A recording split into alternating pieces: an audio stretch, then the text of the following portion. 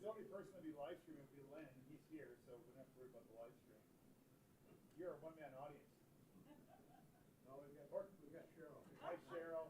Welcome to the meeting. I think we'll be seeing more of her in the future. Just a hunch.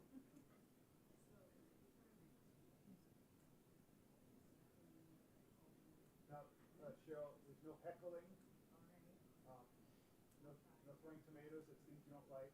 No spit wads. No spit wads. New person buys the beer. New person buys the beer, exactly.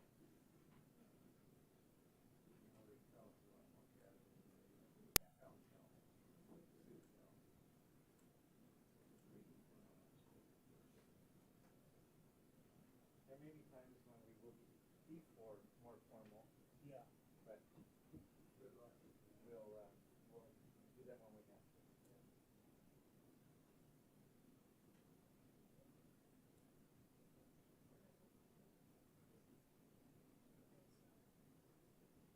My dad always told me if somebody offers you a hand, take it. My husband doesn't get that either. No. My son has the worst breath. It's like the second most common question in our house. Mac, did you brush your teeth?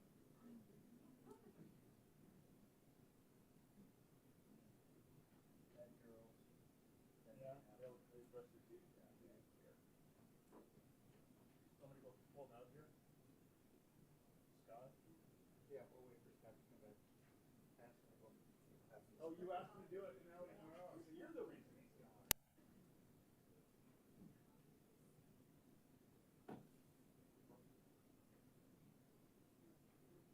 Are you done skiing? They're on the garage wall. Hang on. Yep. You? I thought I'd get one more day in, but I don't know. I can't quite justify driving for 3.5 hours for an hour and a half worth of skiing. Yeah. But I'll want to be good. Yeah, I was up weekend before last. You know, it just gets sunny, it gets sticky. That's just like, Yeah. all of it. I just bought my pass for next year at Stevens Pass. Oh, you bought the epic one? I don't know what I bought. I bought a senior pass. Oh, nice. There you go. $104 for midweek skiing. There you go, that's perfect. That's perfect, yeah. Yeah. They should all offer such a deal. Well, the three of us can go up. I'd like that. There he is. Making coffee. Scott Mars. Thank you. Thank you, Scott. Yeah. Thank you, Maggie, for. Thank you.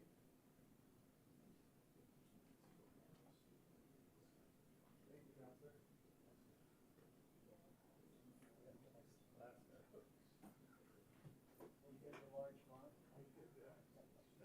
They really like that. Are the Yeah. ones from last month still relevant? From when we met during the day, Saturday. What's that? It's not this. Oh, practice. This is the same as what we did for our Saturday meeting, but I think what we did for my element, we're not gonna do it for start probably. Let's get this meeting started. All right, you ready to roll? Yeah, sorry for the delay. We'll call this meeting to order. This is the April 24th meeting of the Newcastle Planning Commission. I'm Chair Charlie Gadzik. Would you all join me in a flag salute? I pledge allegiance to the flag of the United States of America and to the republic for which it stands, one nation, under God, indivisible, with liberty and justice for all.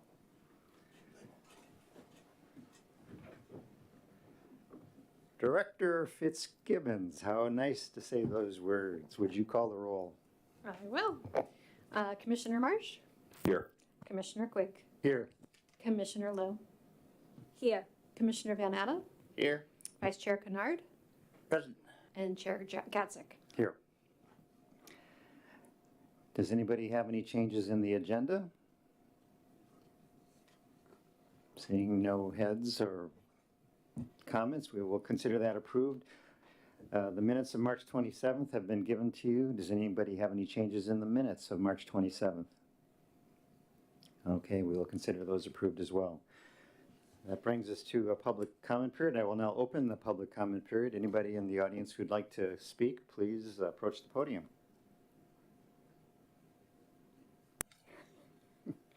Okay.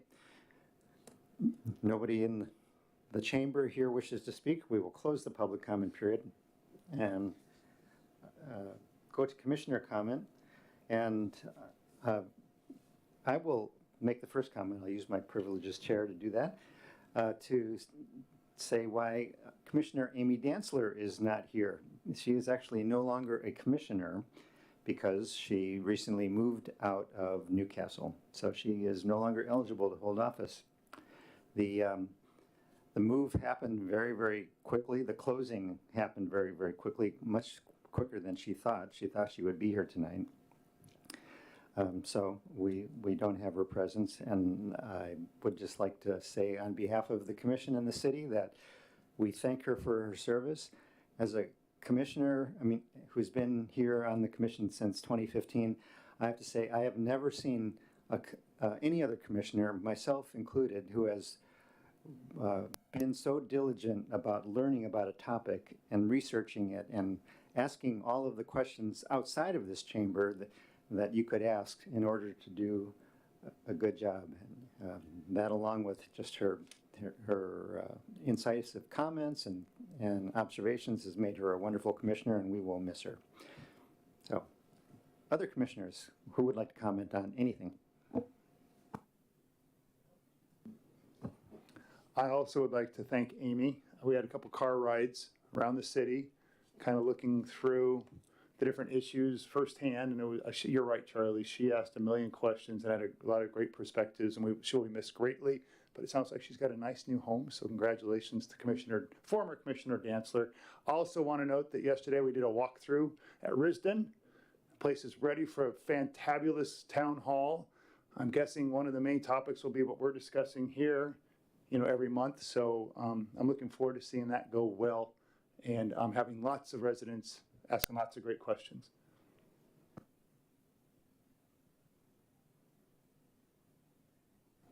Okay, it appears that no other commissioners wish to comment. We will move to reports. The chair does not have a report, so I'll turn it over to the Community Development Director. I just want to say we're excited to have Tyler Coyle, Associate Planner, here with us tonight. He'll be joining us more regularly as we go through the comp plan process, and he'll be working on a lot of the appendix items in the comp plan. So thank you, Tyler, for coming back from paternity leave.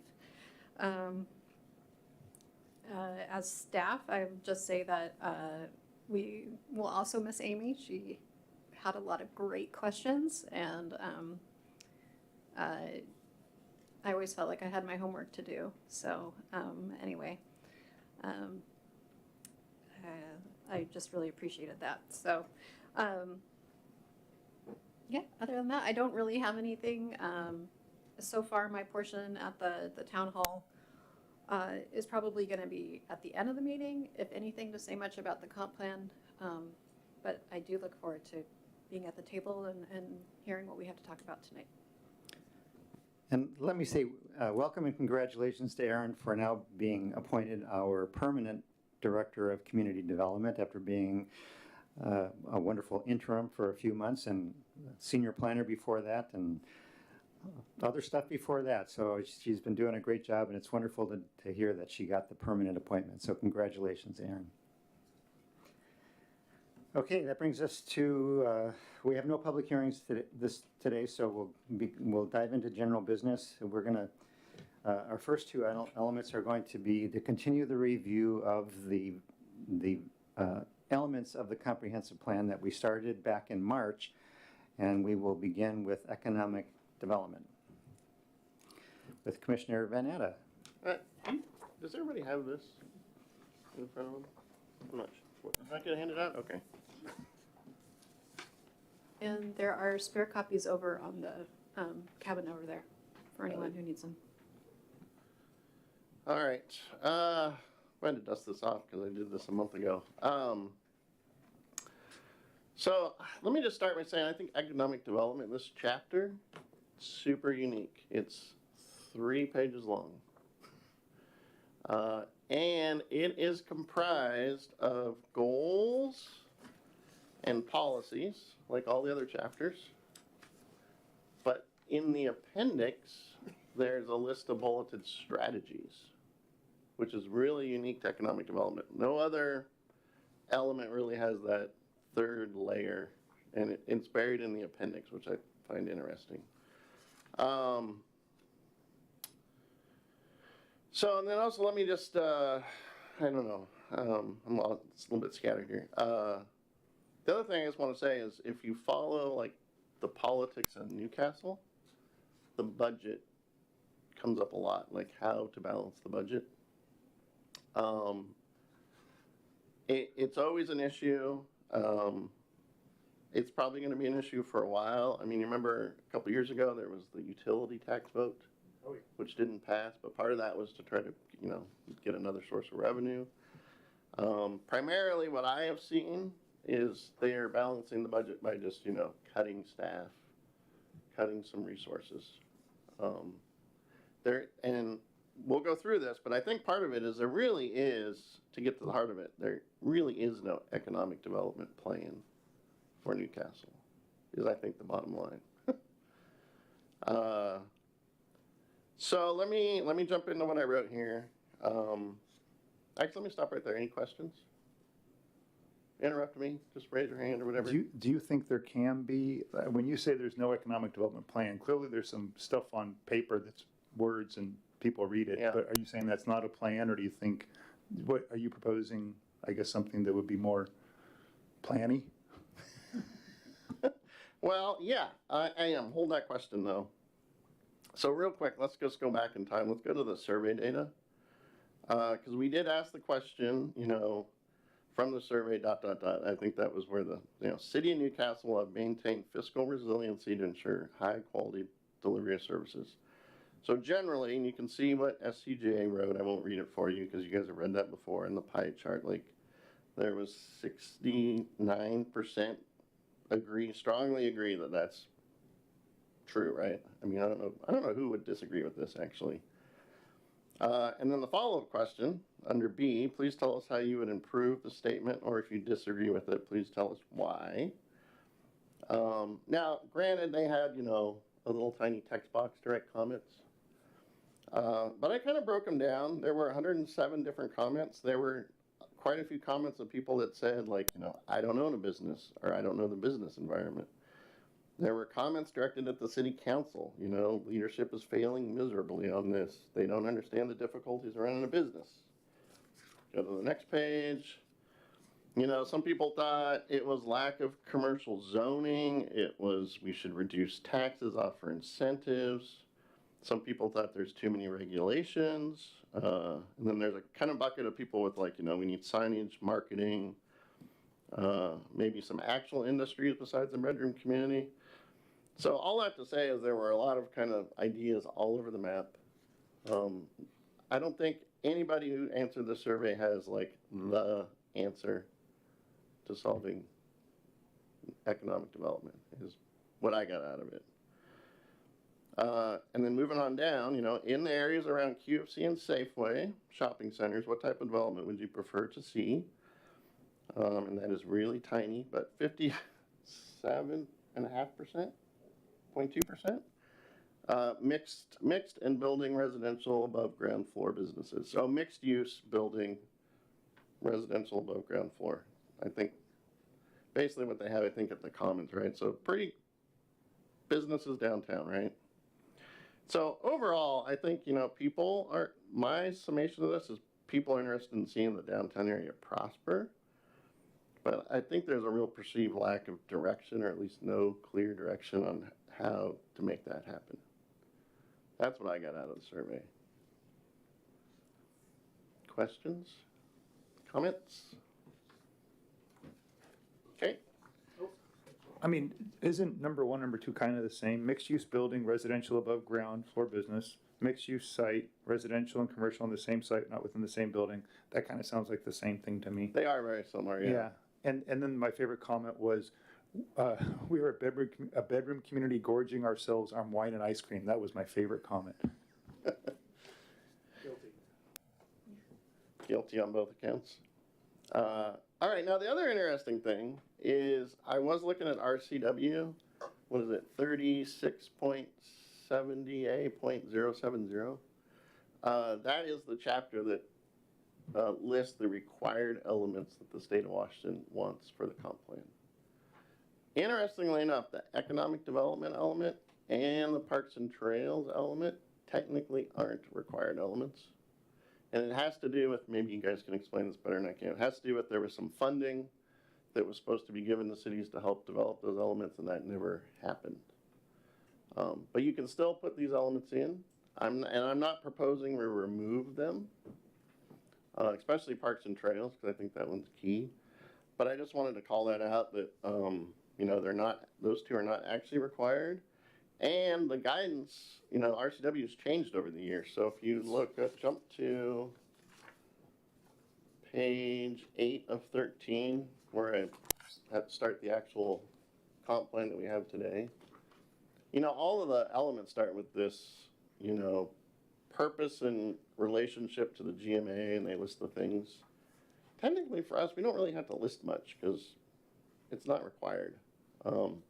So I do have a comment there about, and that's general, we talked about that at the Saturday meeting, that, we should reconcile all of the elements, against what's required for the, rewrite.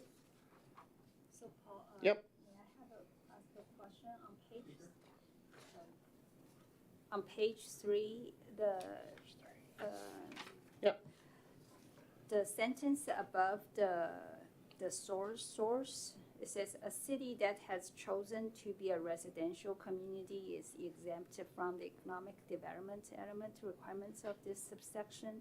My question is Newcastle chose to be a residential community? I don't think so, but I honestly don't know. On page 3, actually, if you scroll down just a little bit, Aaron, right below 7 there, right there. Yeah. That last sentence right above the word source in bold. A city that is chosen to be a residential community is exempt from the economic development element required of this subsection. So I guess have we chosen to be a residential community? I mean, I would have to look at what the exact meaning is, and I'm happy to do that.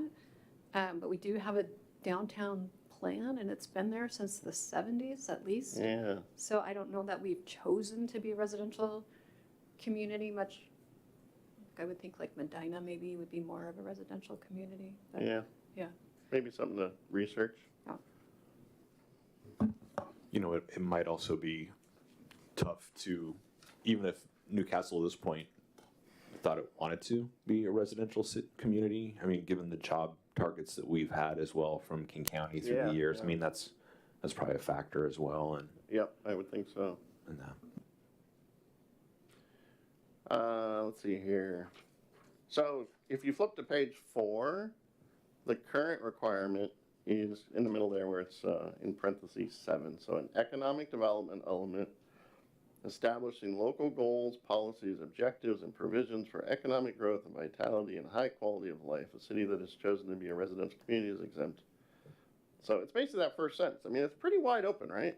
We can do pretty much list any goals, policies, objectives. There's no, because some of the, if you look at RCW for some of the other ones like land use, housing, I mean, there's a list of things that you must include, right? Economic development is kind of an open book, if you will. All right, let me skip ahead to the actual element, which starts on page 8.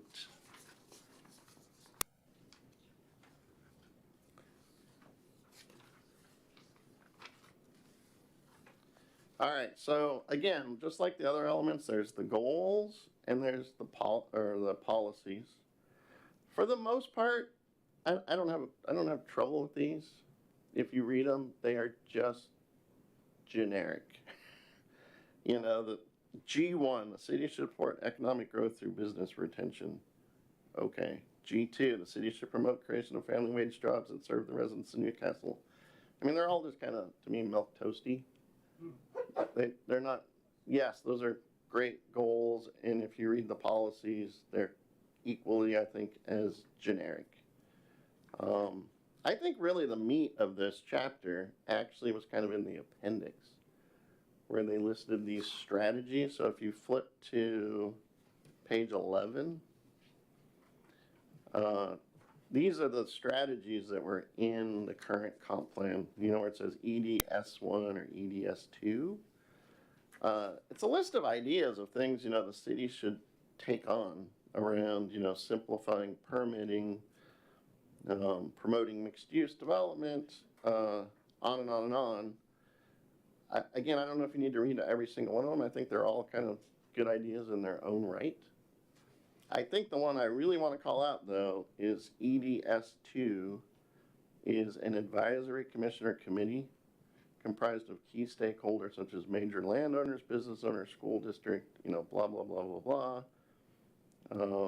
Should assist in recruiting new businesses, advise the city as it refines these goals and policies.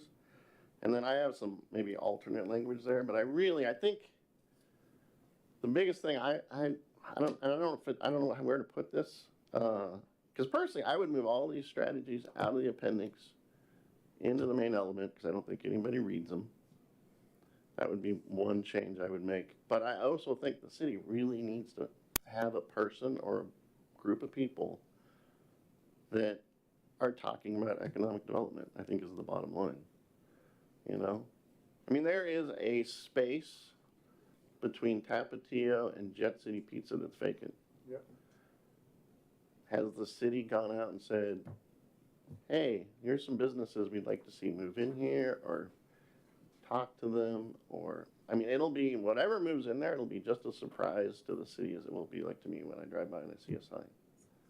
Like, there is no plan, right? If the fruit stand property sells, what should that be, right? If the Kroger Albertsons deal goes through, like, we should be knocking on the new owner's door, be like, hey, can we make this look like Totem Lake?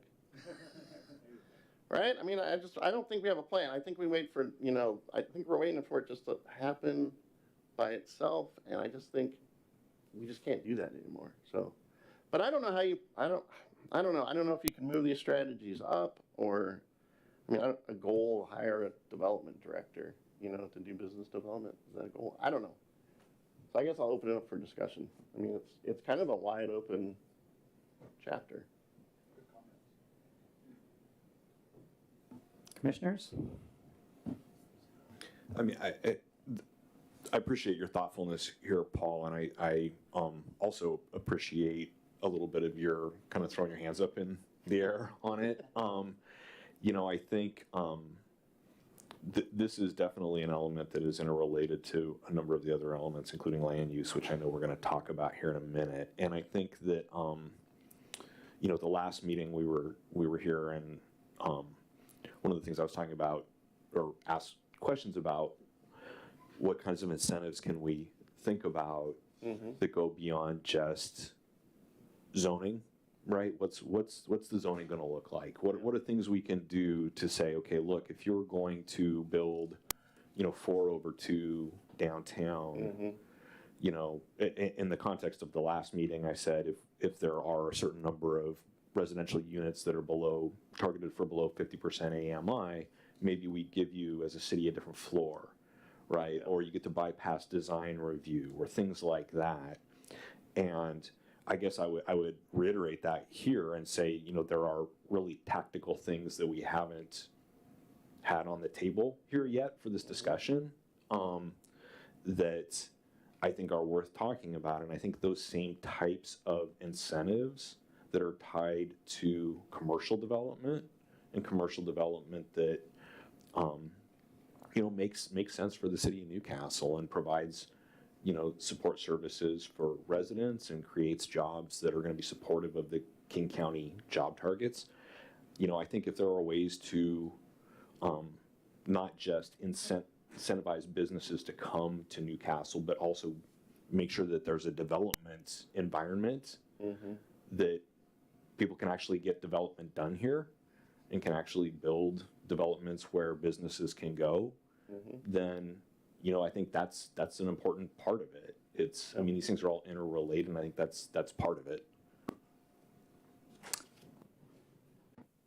Scott? Oh, Excuse me a second, I think this is a time when it would be good for us to have a little bit of formality, and so I'm gonna ask that each commissioner have a chance to speak once, and then before they speak again, we make sure that nobody else wants to speak, okay? Commissioner Quigg.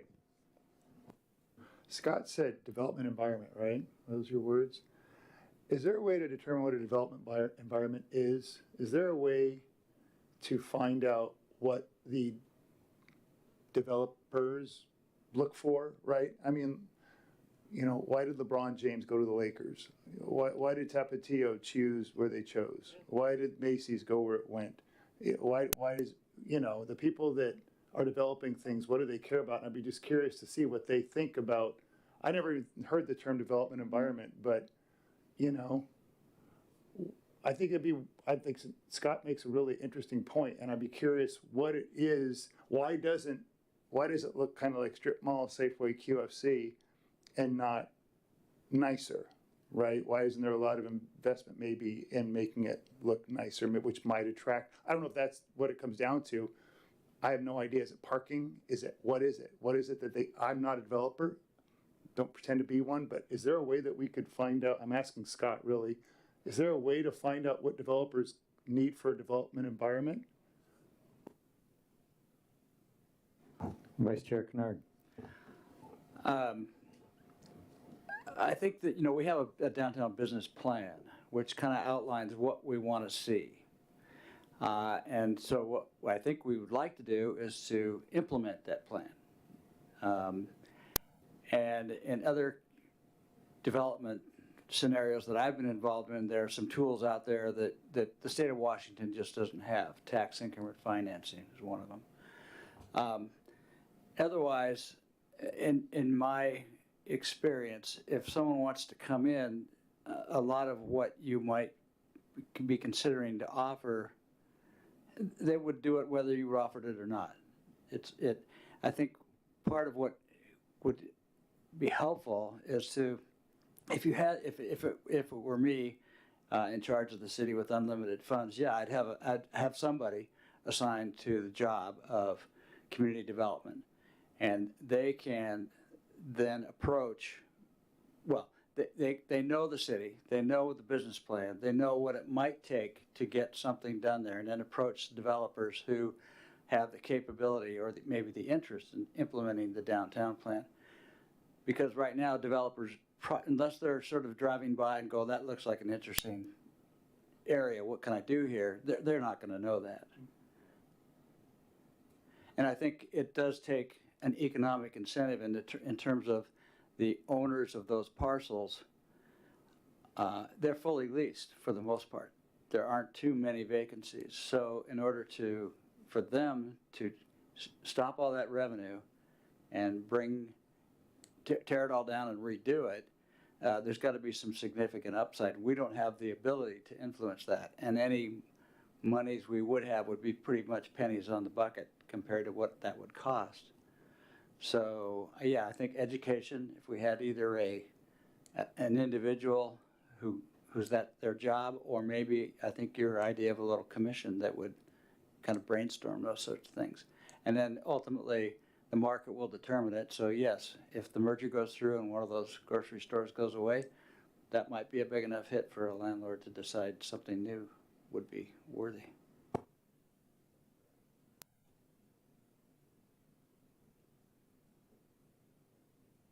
Commissioner Lowe, is there anything you'd like to add?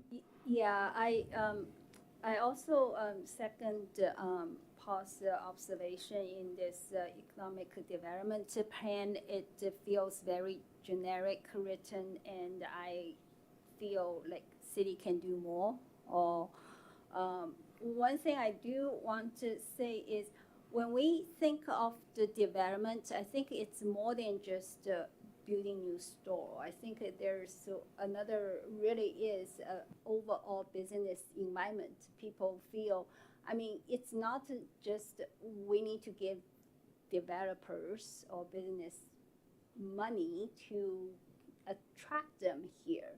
If we have enough purchasing power market, then business will come. I mean, I think that probably go back to what Brian said, if they want to come, they want to come. It's not necessary you need to give them X dollars. So yes, budget constraints is one thing, but I do think a city will need to think of how to really attract business and also retain the business, right? The business already here to help them grow. And I guess, I don't know if in our comp plan put some strategy how, I mean, I guess I'm also open for idea how we can actually help the city to get, Yeah, well, and that's kind of where I am. I'm not, I think there's 100 good ideas. I just don't know.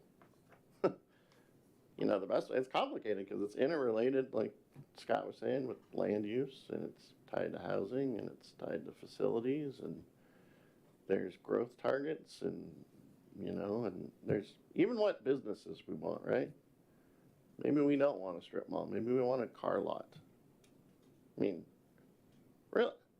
really, or maybe we need a niche, right? Woodinville's got wine. Could we have a niche of something that draws people here? I don't know what it is, but maybe somebody can think of something. I don't know. It's very complicated. So a few things occur to me as I listened to you, Paul, and other commissioners.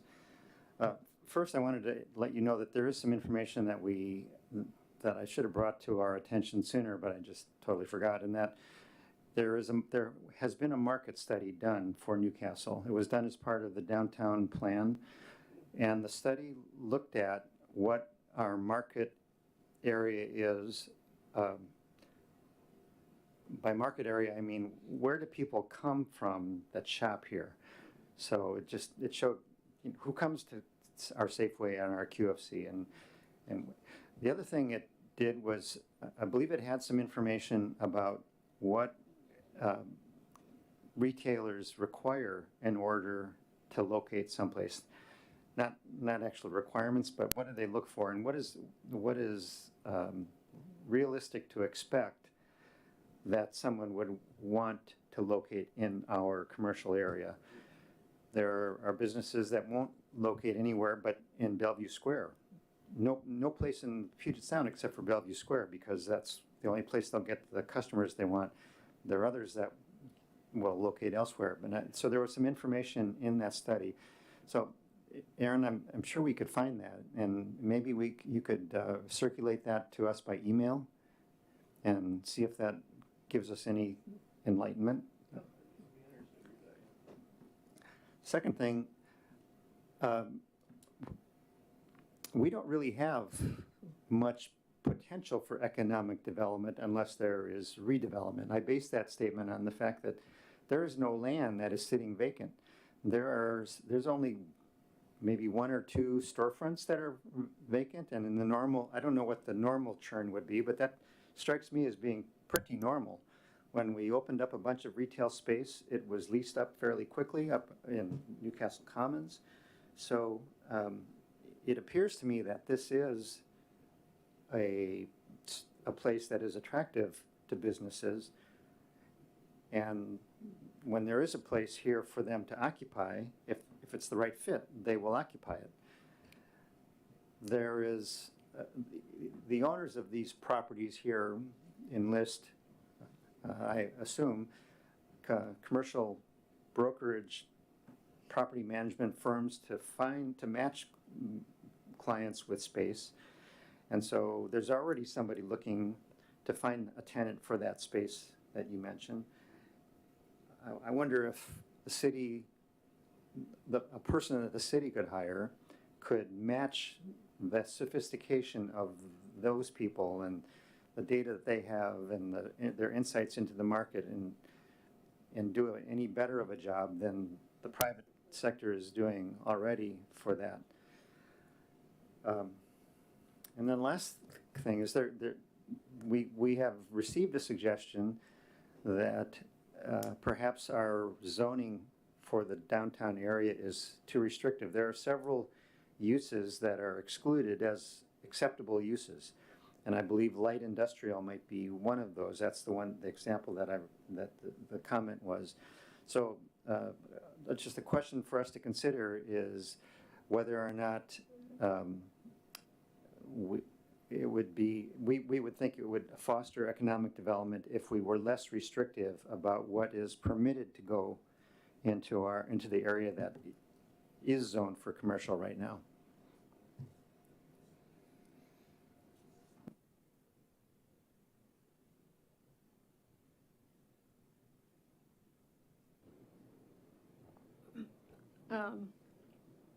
On that last point, we could provide a list of what is permitted, if that's helpful for this conversation, or it could be a goal to consider that as part of the economic development. One thing I did also want to mention is that the city council has a subcommittee that is for economic development, and they meet quarterly currently. And I think that is because of a requirement in the comp plan and the council policies. So in the last year, they were working on signage for the downtown, but with budget constraints, they, like wayfinding signage, that was removed from the scope of work. So we've had one meeting since the new council came on, and we'll have our next one in June. So if you have any questions about that, I'm happy to answer them.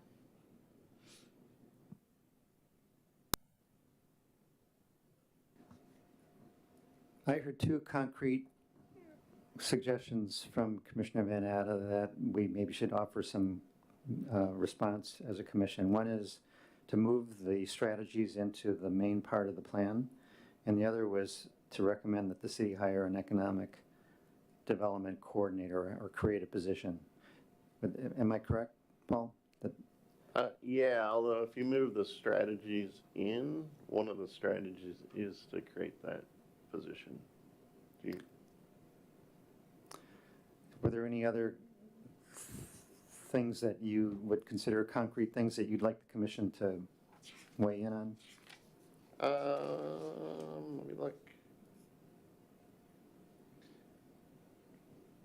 Well, along the lines, if you go to page 9,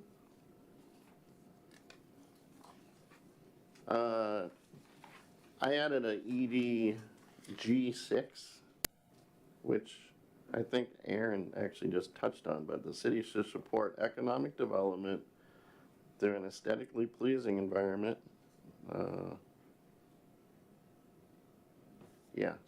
The city should support economic development through an aesthetically pleasing environment and sense of place by providing, city gateways, wayfinding, that's what she was talking about, public art signage.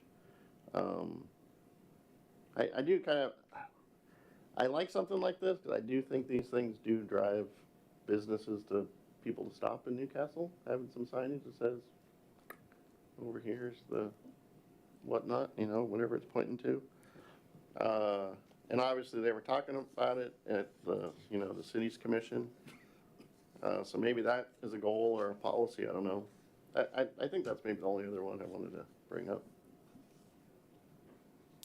Thank you for pointing those out. I overlooked those. So those are all concrete things that I think we should, as a commission, decide whether or not we want to endorse or not. Yeah.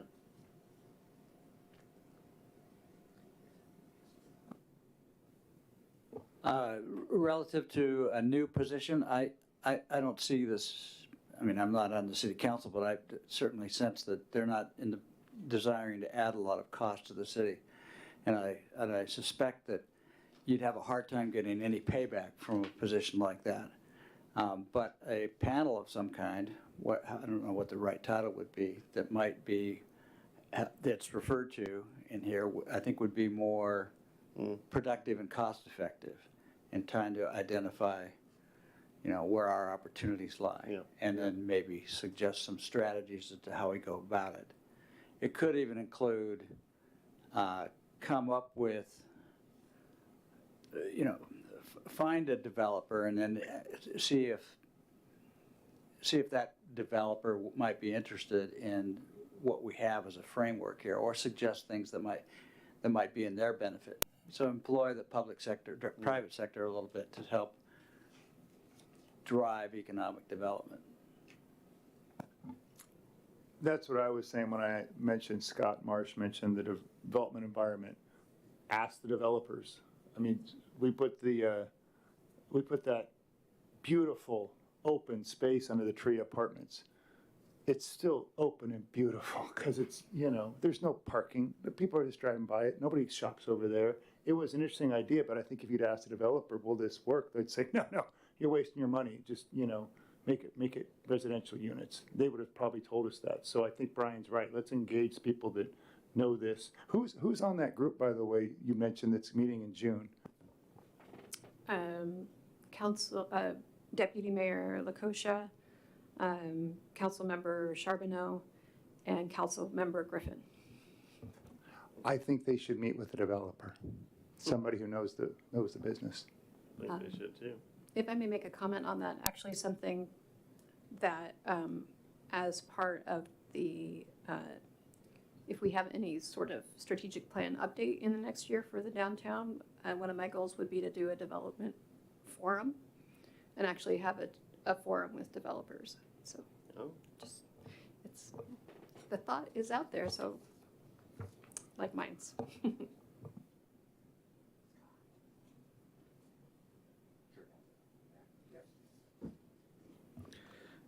So, Jim, I guess I wanted to circle back to your question earlier about the environment, and I think, for businesses to come to a location, they do need a place to be, and I think having developers be involved in that discussion, I think, is important. I think I have a little bit different perspective in terms of leased up properties. I think if there is value in buying out tenants or negotiating with tenants, developers do that all the time.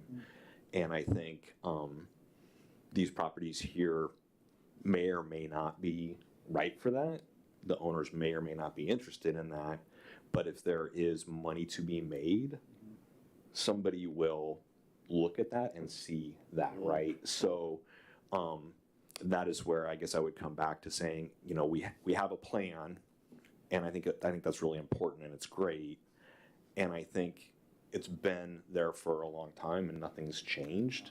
And if we as a community and if we as a planning commission agree that that is something that we should be doing with this comp plan is this vision of a different type of development, maybe mixed use through that downtown area, I think we need to be a little bit more creative in terms of thinking about what can the city do as a city.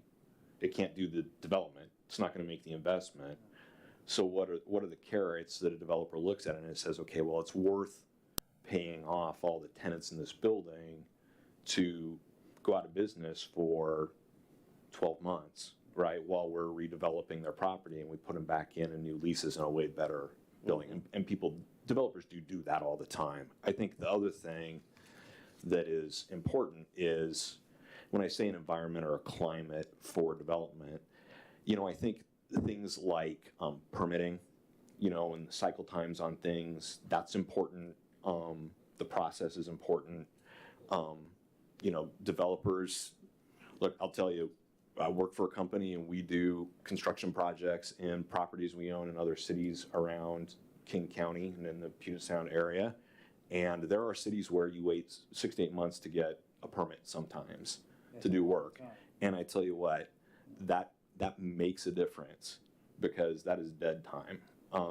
So I think that there are things that we can do or at least have discussions about that can create a more attractive environment, climate for businesses to come here, whether they're building out space that's already here, whether they're building new space, concessions that can be made or collaboration that can be done. And I don't know that whether it's one person or whether it's a subcommittee of the city council. I like the idea of having people being specifically tasked with focusing on that. Yeah.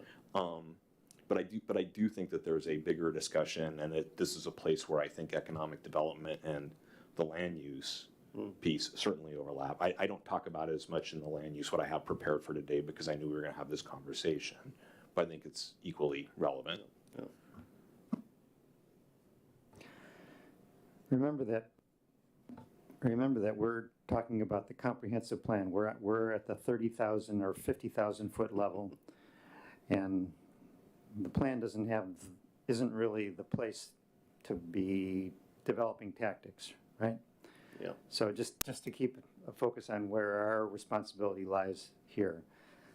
I have a question from Vice Chair Kennard, but I think after we hear from Vice Chair Kennard, we should decide whether or not to support the new proposed goals. So, Vice Chair? It's probably too far into the weeds, but following up on your comment, one way I've seen that permits get expedited is if the city allows them to be expedited out to private parties who would then, so they pay, but they get the beauty of a fast turnaround, and that's fairly common from what I've experienced. I like Scott's question. I like Brian's idea. I mean, in my department, my company, we got KPIs.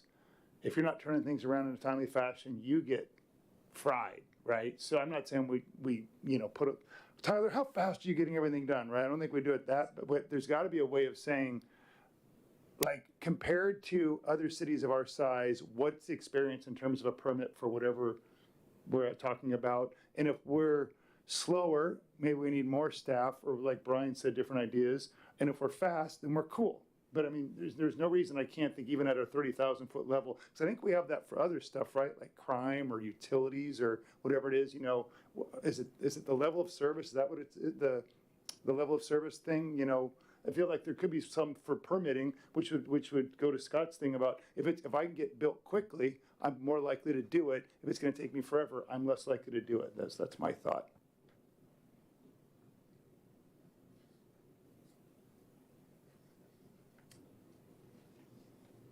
Well, I think as a practice and policy,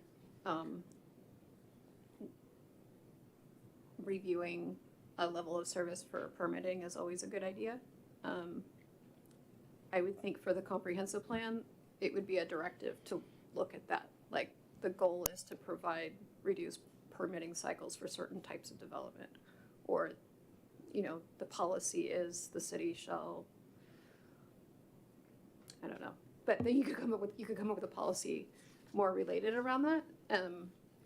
I think because those are tricky questions, and the state actually will be coming back with this, is actually already changing our permit review times as well. So, but it is a big topic, especially actually in housing, but I could see it for other types of development as well. So, all right, is anybody proposing that we have in our comprehensive plan something that directs the city to evaluate and the turnaround time and then to reduce it if it appears to be a problem? Commissioner Marsh? I guess I'd like to say whether we think that or not. I guess I want to make two quick points. One, I don't know what the permit turnaround times are for the city of Newcastle, and that is in no way, I'm not picking on the city or staff or the process here. I don't know what they are here.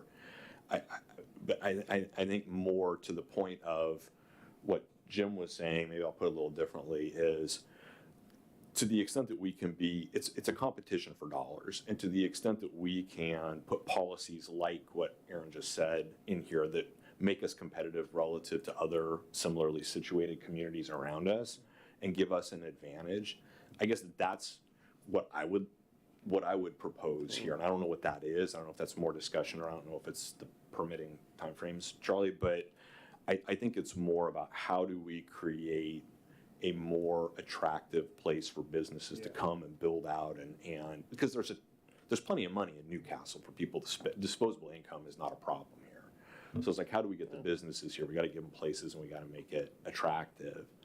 So I don't know if that's, I don't want to get overly focused on the permitting cycle. It's more how are we better than everybody else. Yeah, I That's a good thought.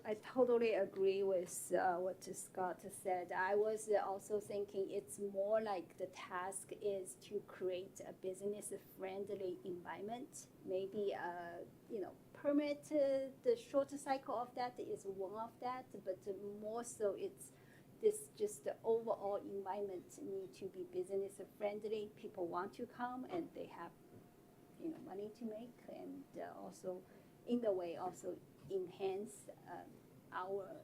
residents' life here. Does anybody have any language that they would propose that would translate this into something that would go into the comprehensive plan?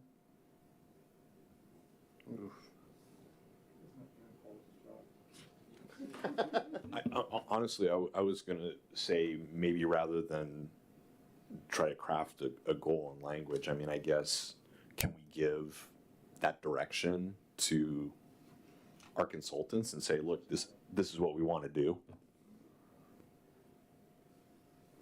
Yeah, absolutely. I think kind of create the overall goal or focus for them, and they'll probably take it from there. And if we have ideas like the permitting or I know, Brian, you mentioned tax increment financing, but finding, tax incentives or investment strategies or whatnot, that would all go under that umbrella of making a more attractive business environment. So yeah, I think we can absolutely, if we have ideas, write them down, which I've been doing, and then send them off to SCJ. So is our request to SCJ that they write a comprehensive plan goal that addresses the things that we were talking about?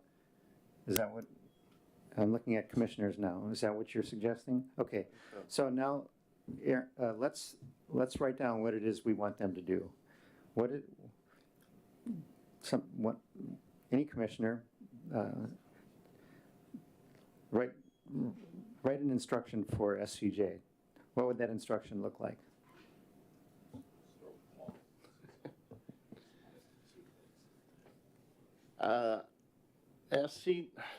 SCJ should write a new goal around creating, I don't know, strategies for more business-friendly environment. I'm just talking out loud here. So. Including such elements as a panel or whatever language, appropriate form for a group of citizens to assist with that process, as well as potential expedited permitting. Okay. Just giving a few examples of what we want to see in it or would like to see it. Talking to developers. What do they want to see?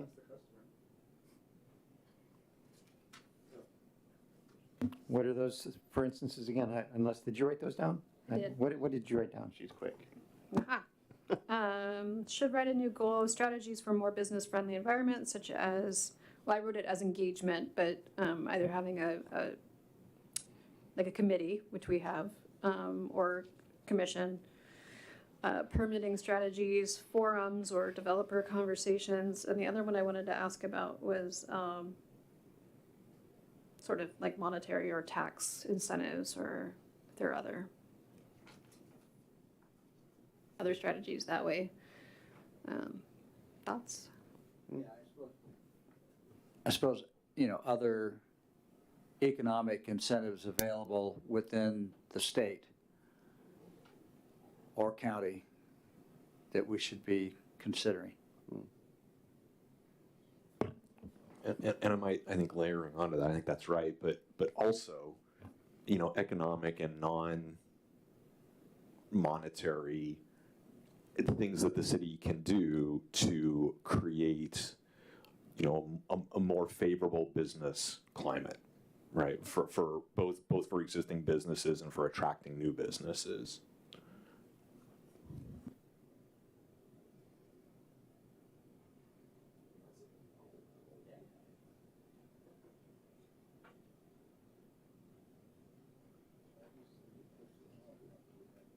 Okay, I think we have that one covered. Let's go back to the other new proposed goals. Let me first ask,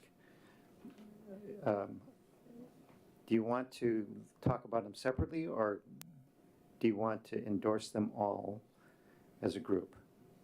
We should talk about them separately. Okay, so G6, Well, first of all, there's two G6s I'm realizing. So the first G6, yeah, no, just the top half there, yep.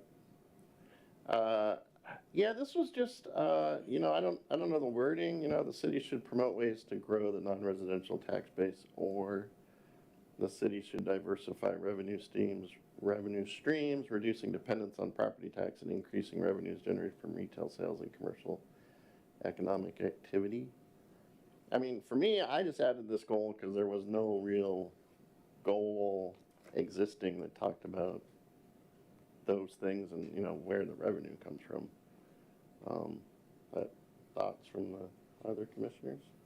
Yeah, I like the wording in terms of diversify revenue streams, because I do think city, I mean, the way to increase the revenue is, there are multiple ways. It's not just through property tax, and I think we are probably heavily rely upon that. So I like the diversify revenue streams. So you like the second one better, okay. I agree, I like the second one better. Okay. You want to go on to the next one? So the second G6. Let's This call is the one we kind of covered. This is the one where around, you know, adding city gateways, like, you know, which we don't really have, right? It's welcome to Newcastle. Nice big sign when you drive down Coal Creek is missing. Wayfinding, that's the signs that say, you know, turn here to get to such and such. Public art and signage. Yeah, to recreational and historic landmarks. The wording could probably be better here, but it's about just, you know, basically advertising our city, I think, right? So, yeah. So that was actually trying to think about, these are fairly specific kind of tactical examples, which I think are great, but you said advertising. I guess the word that came to mind for me was promoting. Yeah. And maybe from a goal standpoint, to have a goal about the city finding ways to, you know, promote businesses and the business districts.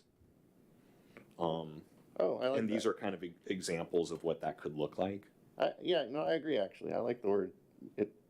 Make it a little more generic about just promoting, right, the city, and then these examples maybe move either into a policy or strategy, or maybe they get dropped altogether, I don't know. So how would you rewrite it?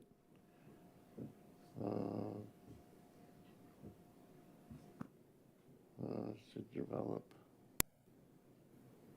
I think Scott touched the promoting business district. Yeah, I'm trying to figure out how you would word it, though. I don't know. The city should promote Newcastle. Boy, how would you word this? The city should support economic development and activity through both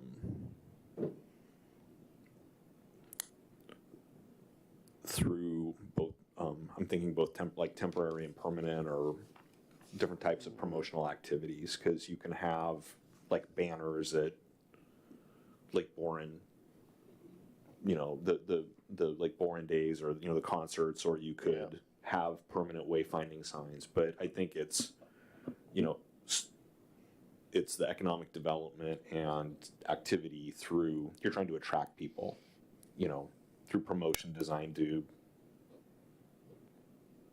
drive business, right? Right, Drive right. transactions. But what's the sentence? I don't know. Or maybe, is that enough and SCJ can wordsmith it? It is. I'm thinking support economic development by creating a sense of place. Somebody just said something, but the SCJ can also wordsmith it. Okay.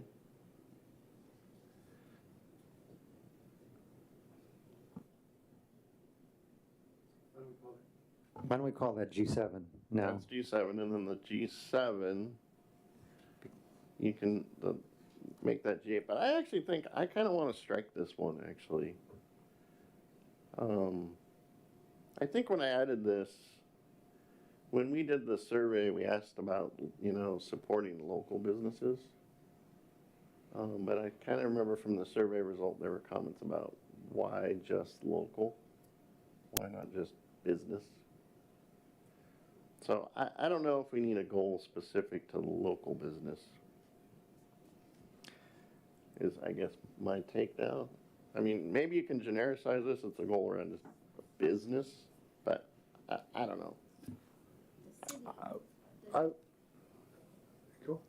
I just looked up the city of Woodinville's city logo, and guess what's on it? Take a wild guess.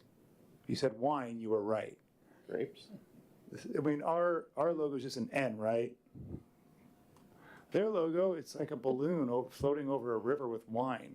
And you look at, now I'm not saying it's the mecca of economic, prosperity, but if you look at the city of Renton, guess what it's got? Anyone? Football, Football. airplanes, and a little fish. I'm just saying, I love this idea of having, like Aaron mentioned, like an identity or something. I mean, the easy one for us, I'm not saying it's right or wrong, golf. That's what I. It's the easiest one, right? Yeah, exactly. But I love the idea of not being flat. Thank you, Aaron Fitzgibbons. That is fabulous, right? Yeah. Now, I think that one's kind of oogly. I like the city of Woodinville one much nicer. I think it's prettier. But I like the idea, and I'll take it one step further to say the following, which will be very not well received is my guess, but I've been saying this for years and years, so I'm going to say it out loud in this public forum. It's going to be recorded for the world to hear. I love the idea. Jeff Braun told me it's too expensive. I've heard people tell me it's a stupid idea, but I've driven through communities where they have a little roundabout, and it's got a little thing in the middle that's kind of a center of focus, right? Center for the city. And it just, I don't know, it just gives the place a center, like an Eiffel Tower or a Golden Gate Bridge or something. I envision when you drive through Newcastle, like a little roundabout in the middle of the intersection of like Coal Creek and Newcastle, right across, from the fruit and produce stand, which may or may not be there forever, but like a water fountain in the middle, or a welcome to Newcastle, or just, like you said, something that gives us an identity, so we're not just flyover country between Renton and Bellevue. Now, it's a ton of money.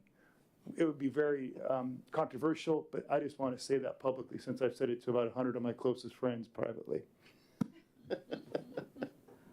I think it's a great idea. I think it's got zero chance of happening just because of, well, not because of anything other than that road is governed by other entities, not the city of Newcastle. And since it's been designated a high capacity transit road, that's another reason why you're probably not going to slow, because roundabouts slow traffic down. There's no question about it. But perhaps, a walking pedestrian bridge over the top with lots of artwork on it, you could probably do something like that. Okay, remember that we're working on the comprehensive plan. Commissioner Marsh. So this is great. So back to the goals, I think a couple of things.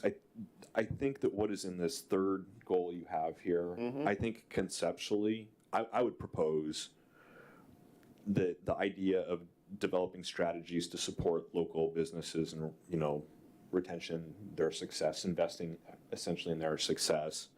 I think that can be incorporated into the concept of the prior goal, which is the supporting economic development through the promotion of businesses, in both, the placement of businesses here and the support of existing businesses. I think there's probably a way to take those two ideas and merge them together. And I would propose asking SCJ to see if they can do that, right? Because those are really related concepts. I do think what you guys were just talking about is a different goal that's part of the economic development, which is the city should, consider, actively developing, through business community input and resident input, developing a more clear identity of, that can be used for promotional purposes. I think that identity piece merits a goal all of its own, personally. I'm sorry, Commissioner Marsh, what were the two that you were talking about combining? The city should support economic development through, promotional activities or whatever we ended up doing with what is the second goal 6. Oh. And the idea of not just supporting economic development, but also ongoing economic activity with existing businesses, and that those could be, Gotcha. it seemed to me that those could be combined into one. Okay. That was my proposal. So in other words, the second G6 and the original G7, to combine them, okay? Does that- anybody object to that? Well, question though on the original G7. I use the word local in here, right? Support local businesses a lot. Are you saying you like the word local? Like keep the word local? Are you asking me Yes, personally? yes. Specifically? Yeah, I mean, Okay. I personally would, and the reason that I would advocate for that is to talk about business generally. There's a lot of transient business, a lot of business that can go through communities, but I think we're talking about businesses getting sited here, businesses paying taxes here, businesses paying rents here, Okay. businesses Okay. supporting the residents here, and that to me is local businesses. I do have a related question, but it's a little bit different issue. Well, because this is the one I started with saying maybe we should just strike this entirely, and now we're I think come full circle. Like we keep it, but morph it with the goal above it, which I'm fine with. I just Yeah, wanted to make sure I was following the I- conversation. Yeah, I also like local small Okay, business. okay. I mean, I feel like, city in Newcastle, we probably don't need to promote Starbucks for them. But for our That's true. That's a good local point. Good point. Yeah. coffee house, that's a different. Okay. Okay, it appears we have consensus to merge the second G6 with the original G7. And I would propose that the goal we started with, which was to instruct SCJ to write a new goal, creating strategies for a more friendly business environment, that we just, let's call that G8, or, yeah, G8, Yeah. Sorry, to refer to that I one. struggled with this online version of Word. Commissioner Lowe? Yes, so are we going to add another goal in terms of identity? That's for us to decide, yeah. I like it actually. I don't see anybody objecting to it. Okay, so that'll be G9. Add a goal. How about some words? Somebody just jump in and offer some words.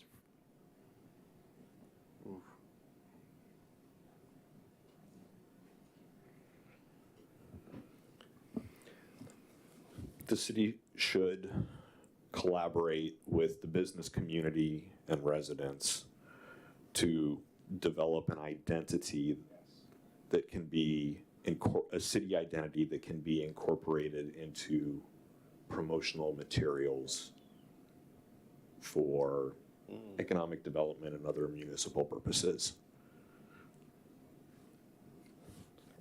I like it.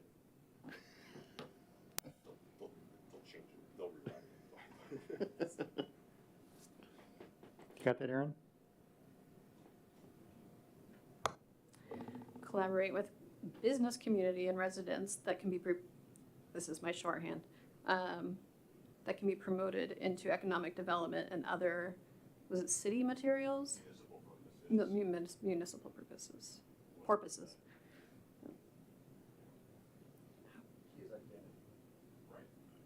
I have identity. That's the big one. And are you talking about more than just the logo? I think we are talking about more than just the logo. Let's note that as well. You don't have to answer, Oh, you already did, yeah.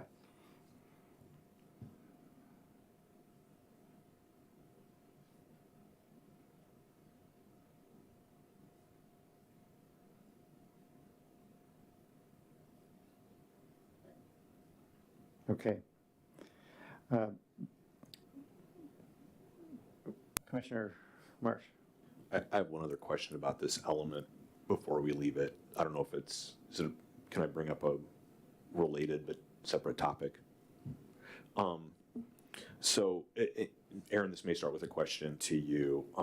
Thinking about economic development and coming out of the pandemic and the number of people who work from home that didn't 10 years ago when the last version of this was done.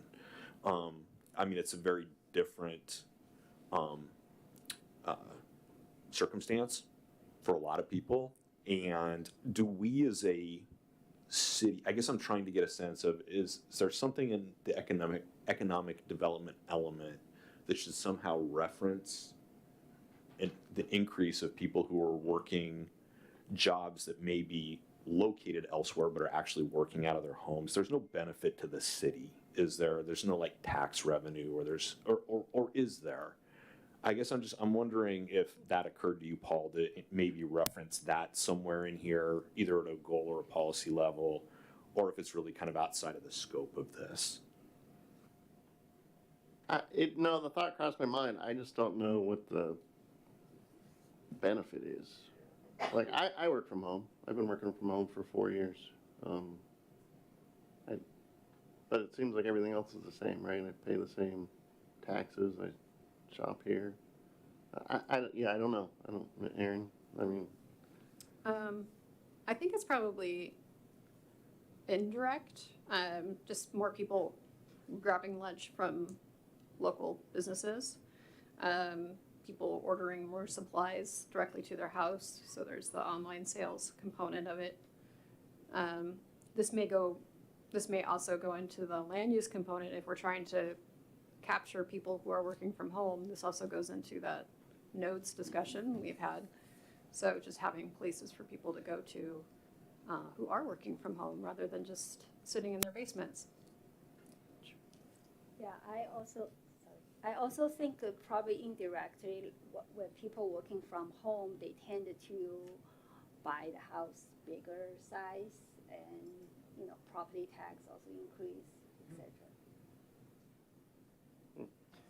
Okay, I feel like we've wrapped up most of us. There's one thing I'd like to confirm though, and that is that on the same page we've been looking at EDP 2, Paul offered some alternative language, and I think from our conversation earlier that we want to stick with the original language about the advisory body instead of a development coordinator position. I just want to confirm that.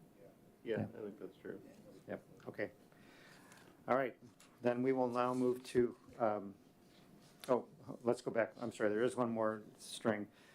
To move the appendix into the main. Oh, Do you- yes. Do you endorse that? Okay. Let's unhide it.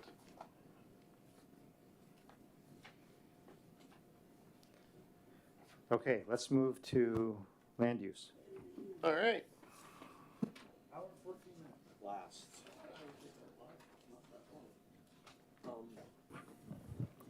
So I guess just a little bit of a preamble here. When I did my markup before our March meeting, our work session, I did a pretty deep markup, and I think we'd be here until Thanksgiving if we were going to go through it on a page turn like we have with some of the other ones. So I had proposed to Commissioner Gadzik and Director Fitzgibbon that I just prepare what I thought were some key issues out of the element that I had picked up. These don't have to be the only things we talk about if other people have other things that they want to raise.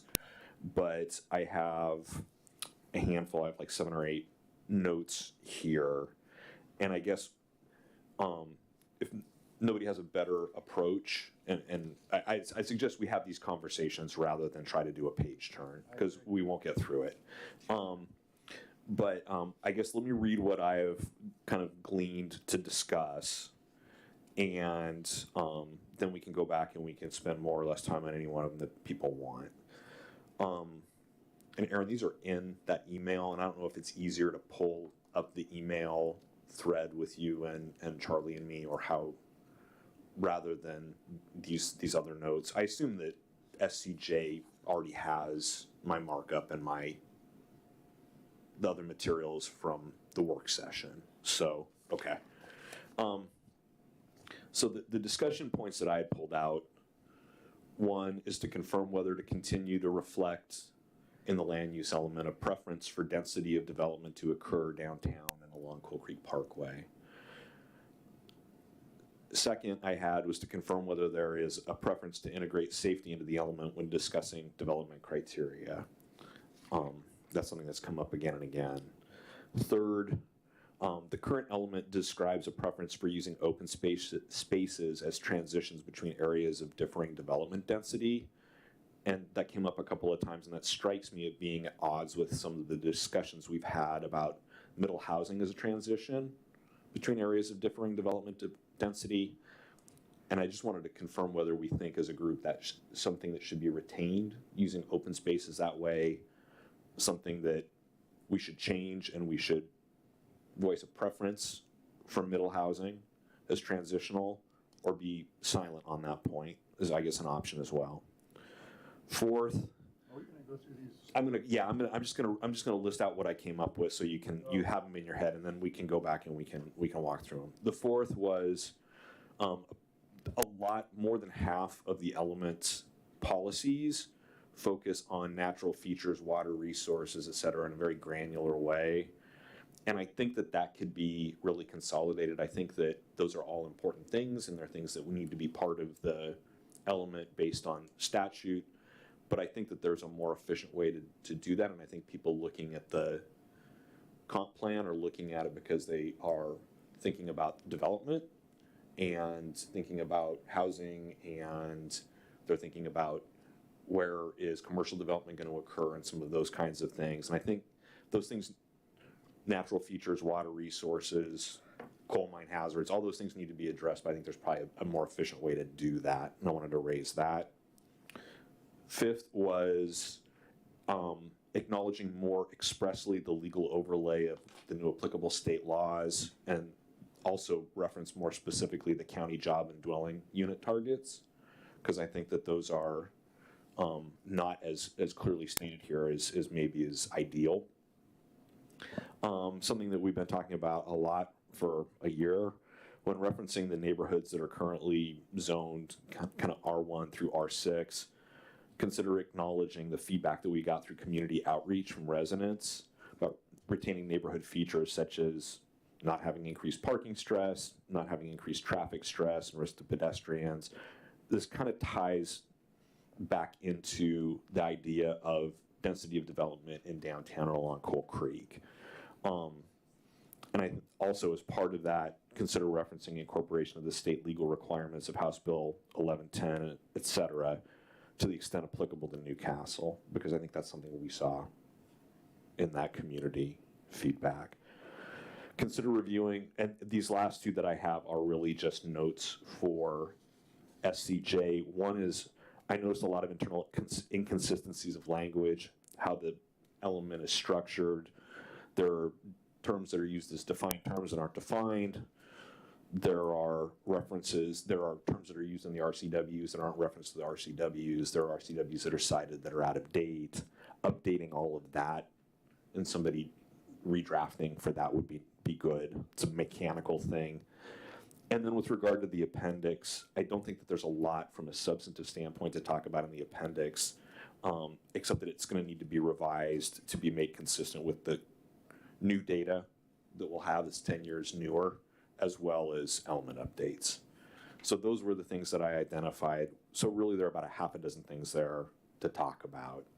I guess I would throw out, unless you have a different thought, Commissioner Gadzik, to start out with, there's a stated preference for density of development to occur primarily downtown.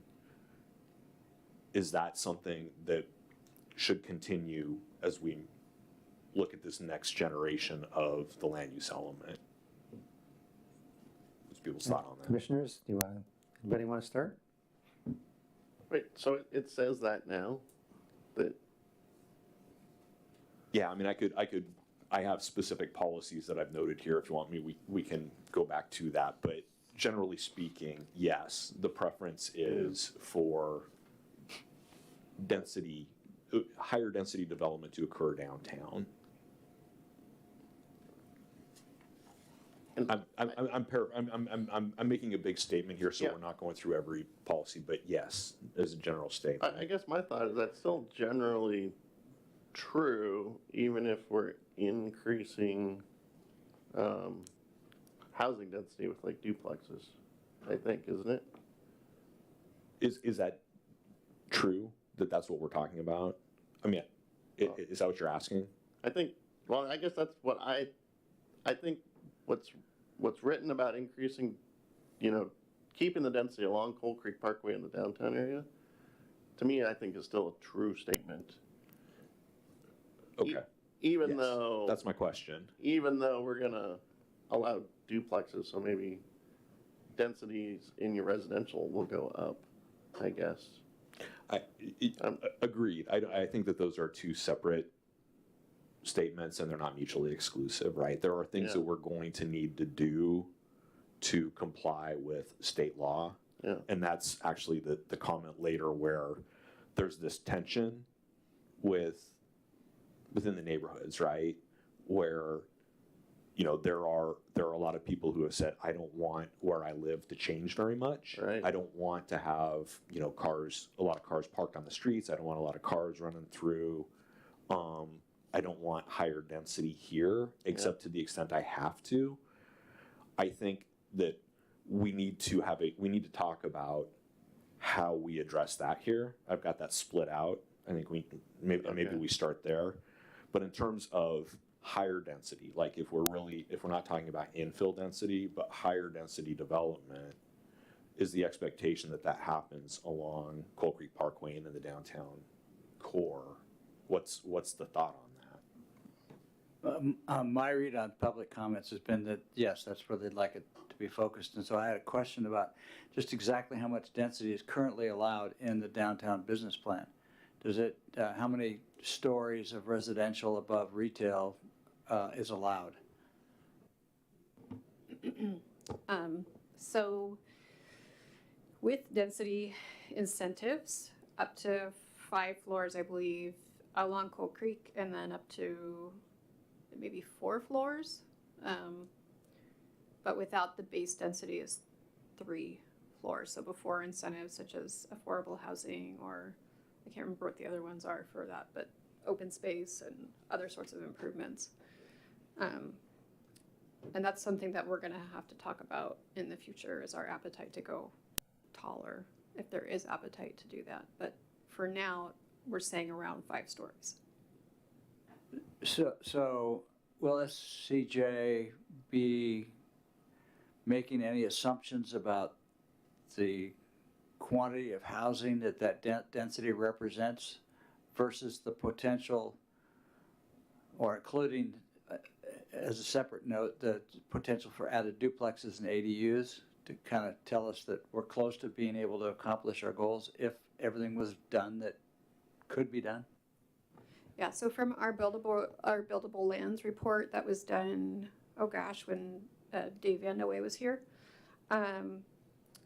it showed that we were able to take in more than what we've been assigned through the county in terms of additional units through the downtown development and what we thought would be developed in the neighborhoods at that time.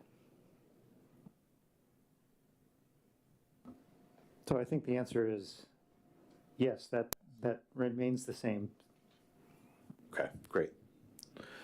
Thank you.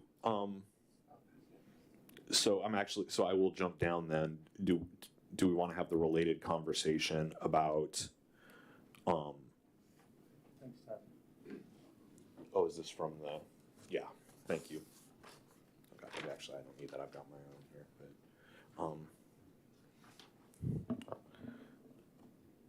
so we can either take these in order or we can jump down to the note here about when referencing the neighborhoods that are currently zoned R1, R4, R6.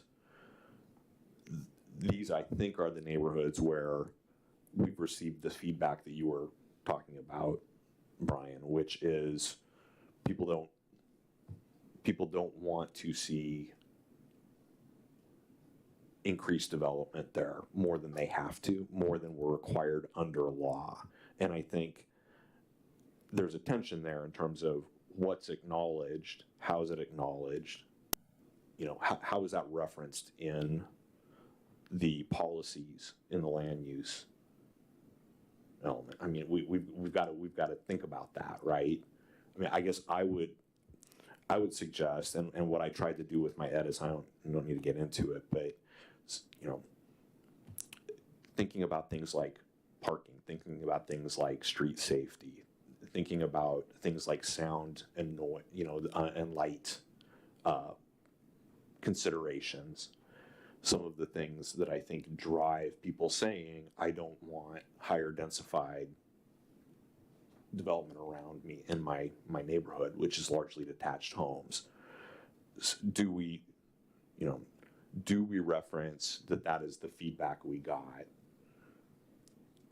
And then I think related to that, hand in glove with that, is this idea of we were asking people, how do you feel about middle housing, and giving people options. And my read on the feedback we got from other residents was, we want you to do the minimum. I mean, I think there were varying opinions, but I think that the bulk of them were, we don't want you to go beyond what you have to do here. So how do we communicate that to SCJ?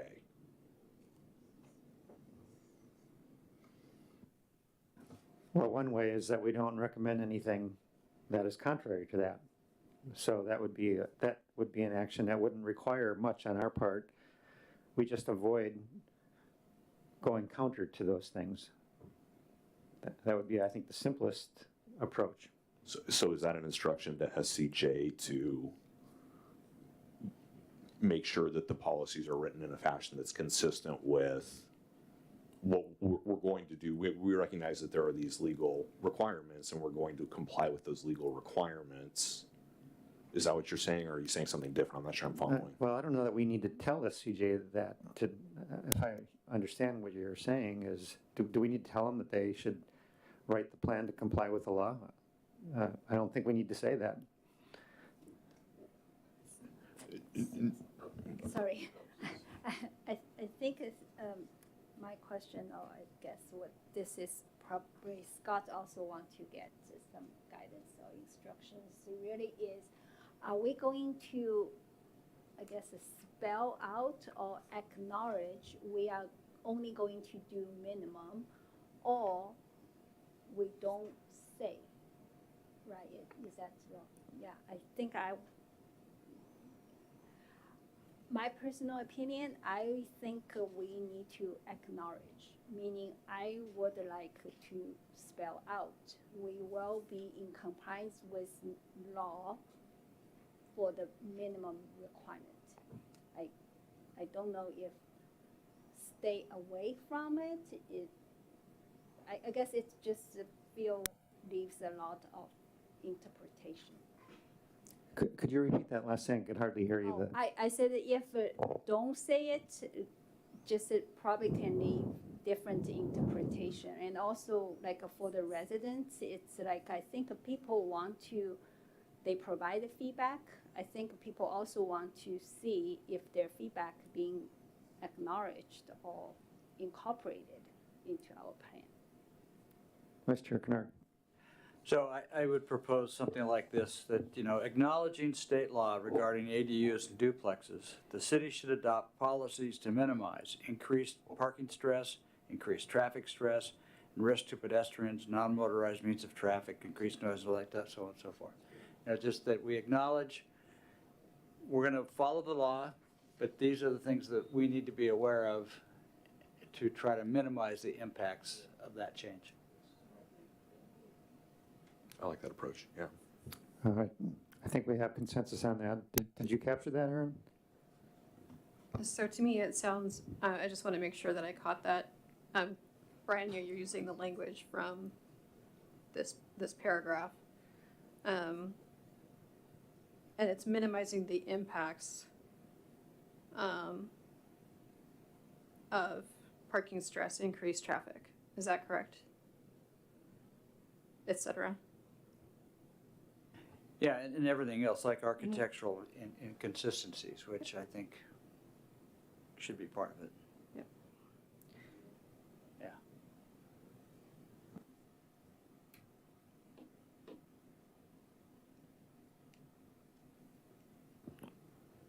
Move to a next one? Yep. Great.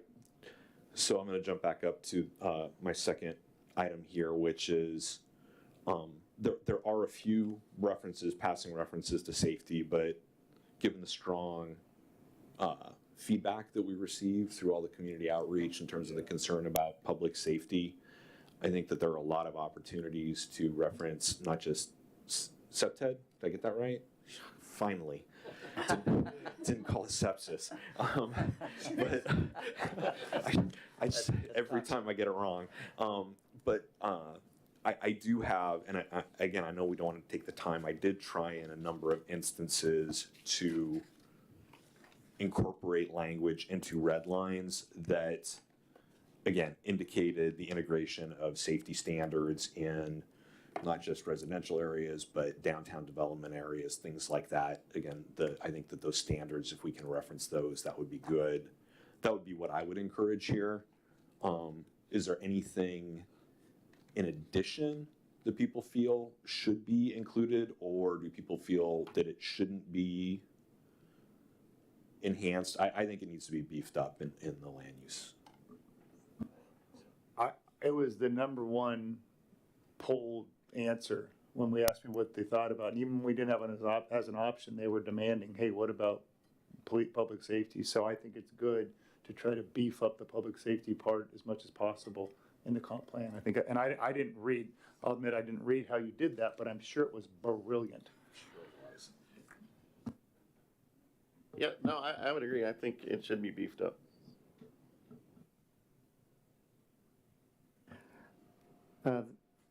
This does raise the question of a separate safety element. And I would propose that we punt on that. That the action we take this year is to commit to putting on our agenda, which could even start this year, developing a safety element in cooperation with the chief of police. Just from what we've already heard at this forum, we know that it's not an easy thing to develop a safety element. We've looked at least one other cities, and we've heard, I think the chief at his report, I don't want to misquote him, but I think I heard him say that there's, you can't just apply level of service standards by population to a police force, for example. You can't just say every 1,000 people you need another policeman. I think we really need to work closely with our own police chief to develop something, and that's a time-consuming thing.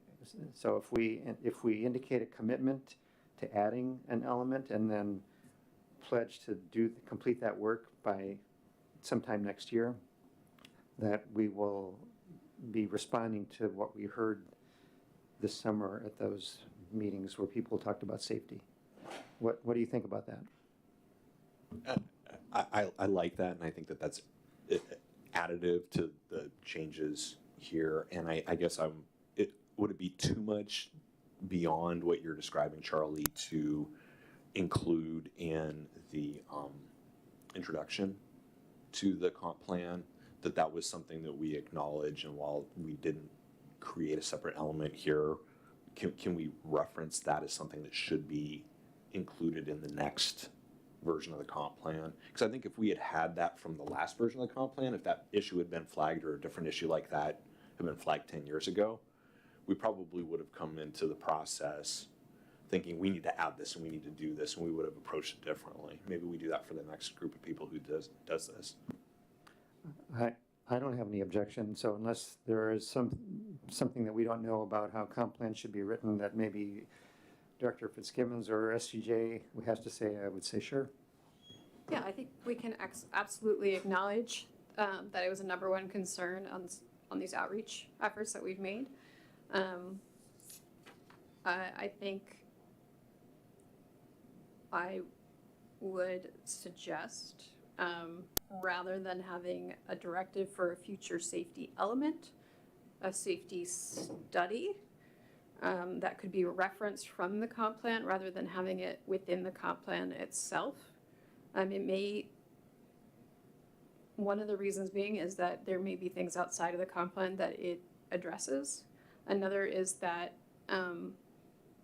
KCO, we pay KCO, King County, for our police, but we don't have a lot of control outside of, we pay them for the number of police we have.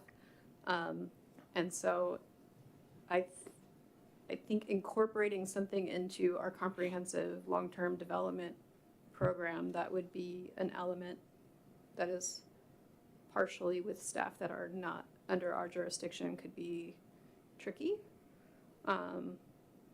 So if the commission would just consider a reference safety study rather than having it as an actual element, or allowing the language to determine in the future what would be best.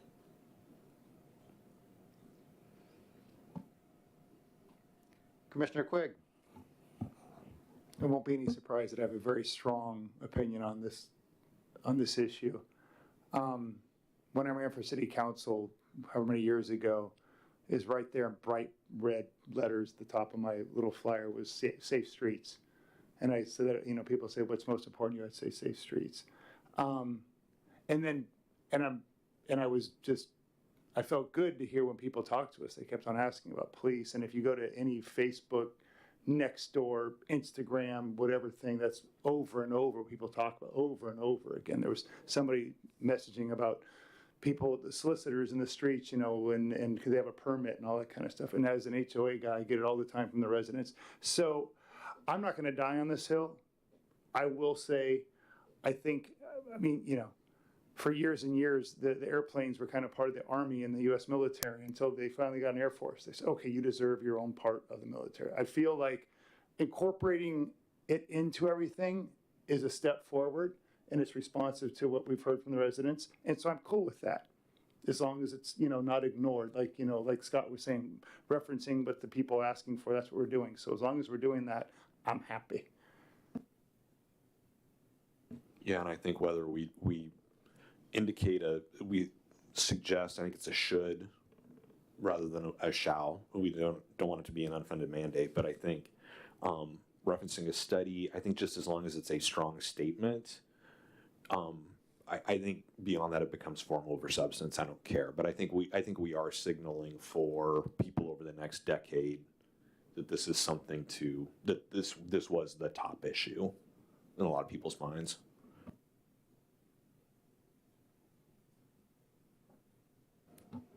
So I think what I heard is that the commission is okay with your suggestion, Director Fitzgibbons. Is that what you heard? I don't know what the appropriate way is for us to indicate as a commission that this is something that how we intend to proceed. We can make it part of our work plan proposal for 2025, and maybe we can just indicate to the council in our conversations with him that this is how we think it makes sense to address the safety issue. And I don't know if what you just suggested resolves the question about putting in the comp plan. I would think no, it doesn't. We wouldn't put it in the preface to the comp plan. We would. Well, I think you could reference that.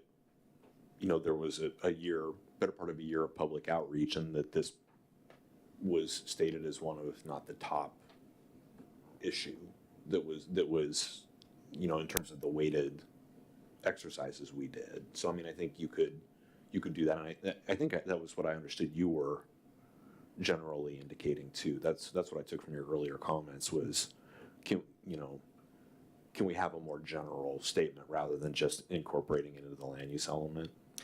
Well, maybe I misunderstood what you were suggesting. Yeah, I don't think I was very clear on it. I don't think it.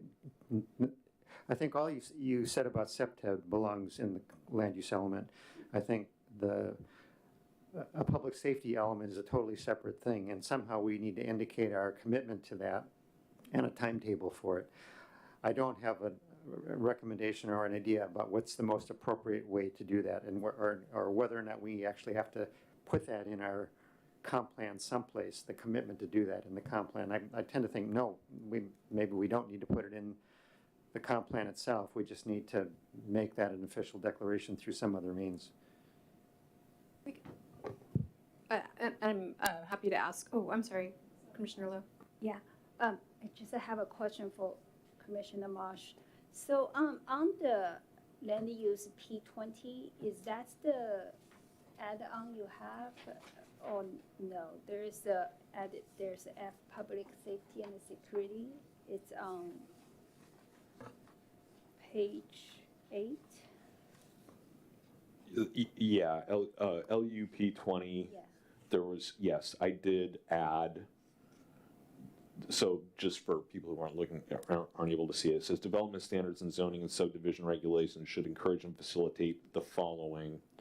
It's got preservation of historic and natural features, privacy, pedestrian safety, and accessibility. These things were all there, and then there were a number of them, and then I added public safety and security. So that was one place where I was looking to incorporate it here. And these are the kinds of things, again, I assume that when looking at drafting a new land use element, that SCJ will see and make a judgment call about where I made edits like that. Is that correct? Yeah, and I think that's fine to build public safety into the element like you have. The question I was putting to Aaron was whether or not we have to say anything in the preface to the comprehensive plan about creating a new element, or I don't. Future new element. Yeah, no, I don't think in the preface we need to talk about creating a future element. I think we could have as Commissioner Marsh mentioned, having a directive to the city should study, other means of community safety with the police department, in tandem with the police department and ad hoc committees as required. But I think in the preface, we could acknowledge some of the findings, such as safety was a big concern in our outreach efforts.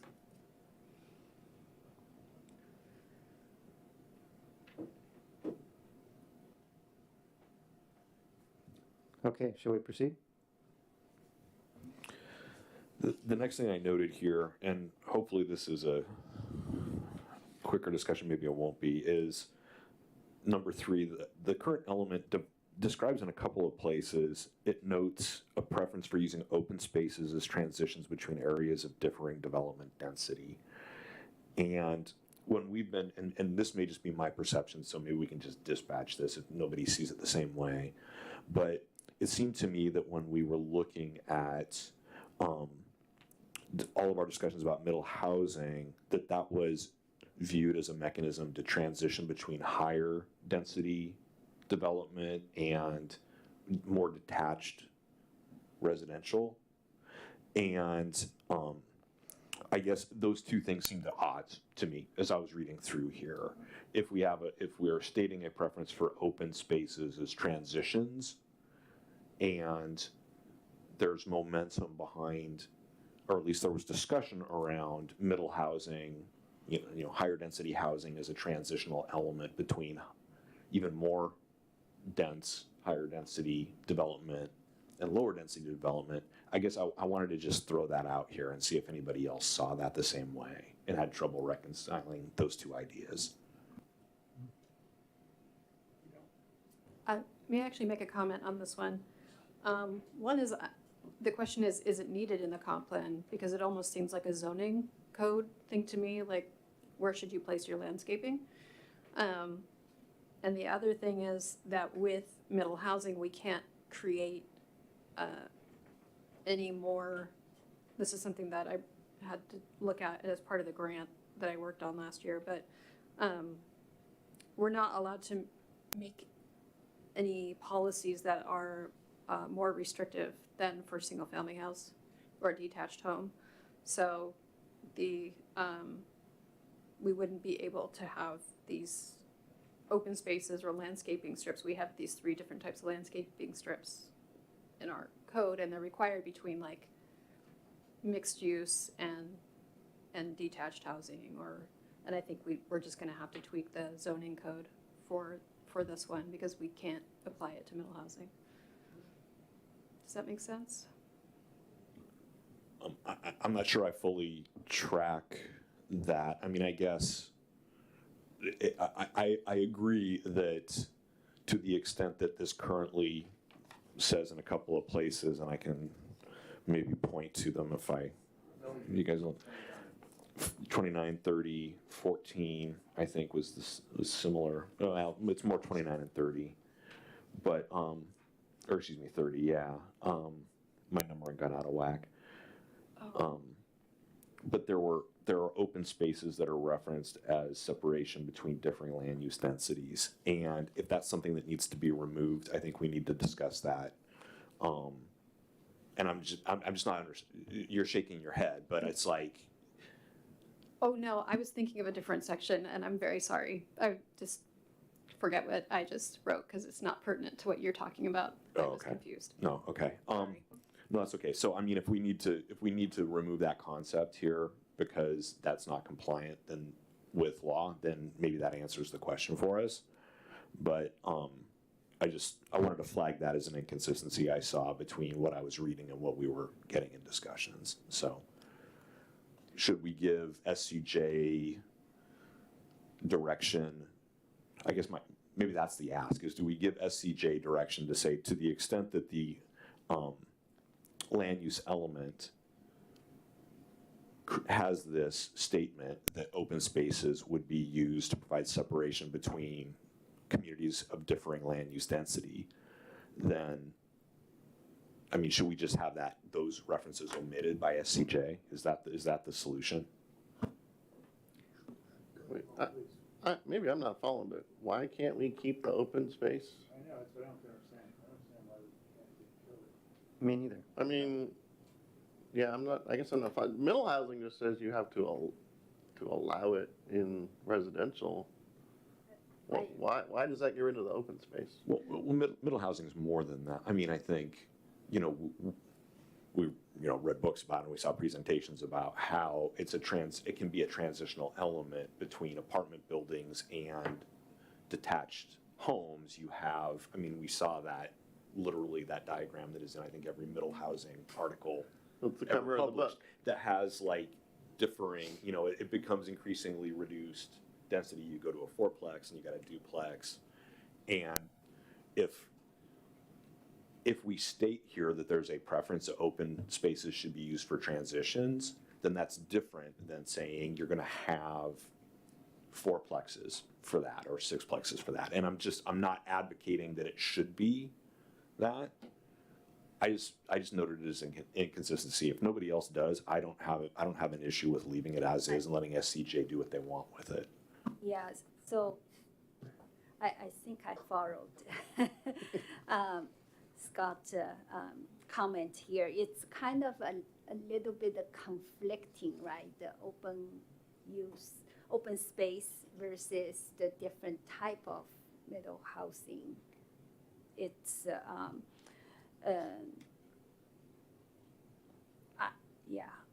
I actually think we can keep it here, and then that give us some options. So I guess SJ, the consultant, they can, I guess, wordsmith not make it conflicting. Those languages not conflicting each other. Oh, no, go ahead. So I have a question in reference to the word density. One way I think it could be interpreted is not that it's going from a single family to a multifamily, but that it's going from single family with typical setbacks and yard sizes and all that to one that's more dense, getting more houses, still single family, And then as a result of that, you end up with more open space potential. And so that's a question for you, Aaron. Is that what's could be meant by density? Yeah, and I'm actually going to ask Associate Planner Coyle if he has any considerations on this, but to me, like LUP 30, some of this has to do with like a plan unit development, or like if you have something with that you need to cluster development because of, say, critical areas. But then talking about the separation between communities and between different land use densities, I mean, to me, it would be really land use types. Again, like the retail and because we already have, like I was mentioning before and erroneously applied it here, we already have landscaping requirements to kind of create buffers, so. I guess here's what I would suggest. I think the fact that we've had this conversation now for, 10 minutes on this point, and I'm not sure any of us really understands what this means or is intended to mean in here, or how it would, I guess I would ask SCJ just to remove these references to open spaces as transitions altogether, and we don't have to necessarily incorporate any other kinds of reference or any other kind of use, or you see what I'm saying? I mean, it doesn't have to be proposing other types of density or other types of development rather than open spaces, but I would just say let's just be silent on it because I think it's confusing, and I don't think we understand what it's intended to do here. To me, this is intended to encourage open space. Yeah. Okay. So I wouldn't want to remove it. Me neither. Yeah, I do not like the idea of taking out any of this. I mean, the thought that we would have to remove this sentence gives me heartache. The city shall seek to preserve and enhance open space throughout the city. The thought that we would have to remove that sentence, that's like kind of the heart of Newcastle, the trails and the undeveloped land and the bushes and the places where the deer go, when they're scared out of the streets. I like those spaces, and I don't think landscaping is the same as just open space. So I'd love to just leave it as is, despite any perceived inconsistencies between new laws and the language. I think the language was written by people before us because they valued open spaces. I don't think that's gone away one bit in the city, so I like the idea of leaving it as is. I just find that this highlighted statement is a little bit confusing. I don't think that all of these sentiments would need to go away. I just feel like this last portion on between communities and different land use densities, I just find it a little bit confusing, and it may be that SCJ already has looked at this and has clarified it. But I think the sentiment of keeping open space is very important to Newcastle, and I don't think we would lose that. I can see how it's confusing, but I could also see how if you're building a new development and you're clustering homes and preserving open space, that denser development could be next to an ordinary single-family development, and that open space could be a transition zone. So that would be a case where differing land use densities makes sense. Land uses also make sense, but. And that's the Lebaima. That's what's happening there, exactly. Mm-hmm, yeah. Yeah. So let's communicate to SCJ then. I mean, don't get me wrong. My raising this isn't that I'm not anti-open spaces team. I'm just to be abundantly clear. I'm not anti-open space. I love open spaces, and I love that that's part of our community here. But I think maybe that's the thing to communicate to SCJ is that we want to continue to have that be a priority here, and leave it at that. And to the extent that there's confusing language here, again, if they're going to be rewriting the element anyway or writing a new one from scratch, that ought to eliminate those types of issues, I would hope. I heard Scott say something. You have my riveted undivided attention, Mr. Marsh, because you've said a lot of things that got my attention. Are they rewriting the entire thing, Charlie? I just heard Scott say they're rewriting it. I thought they were revising the existing language. Are they rewriting it? When was that decided? Long time ago. Really? Yeah, the logic is that there's a lot of duplication and overlap in the way the current plan is structured. So they want to reorganize it so that there is less duplication, things are better integrated, and so what we're going to see from them is a total rewrite. Aaron, do you want to add anything to that? No, I think that's pretty clear. It's not uncommon for common. I thought we were redlining it because we were gonna change the existing plan, but they're just gonna start from scratch and No, the redlining is helpful because it gives them direction about what we want to end up in the new plan. So our comments are, like the comments I provided on the transportation, it will be incorporated in the rewriting? Or it, It will be, but they're meant to be not exact words, but intent, that they should honor the intent. okay.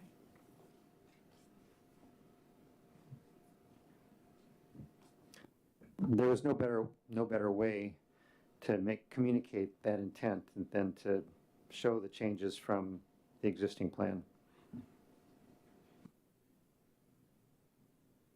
Before you continue, Scott, I want to point out it's almost 8 o'clock. At our last meeting, we agreed that we were going to go late. I don't know if we need a motion to continue past 8. Director Fitzgibbon says no, but a word to our audience.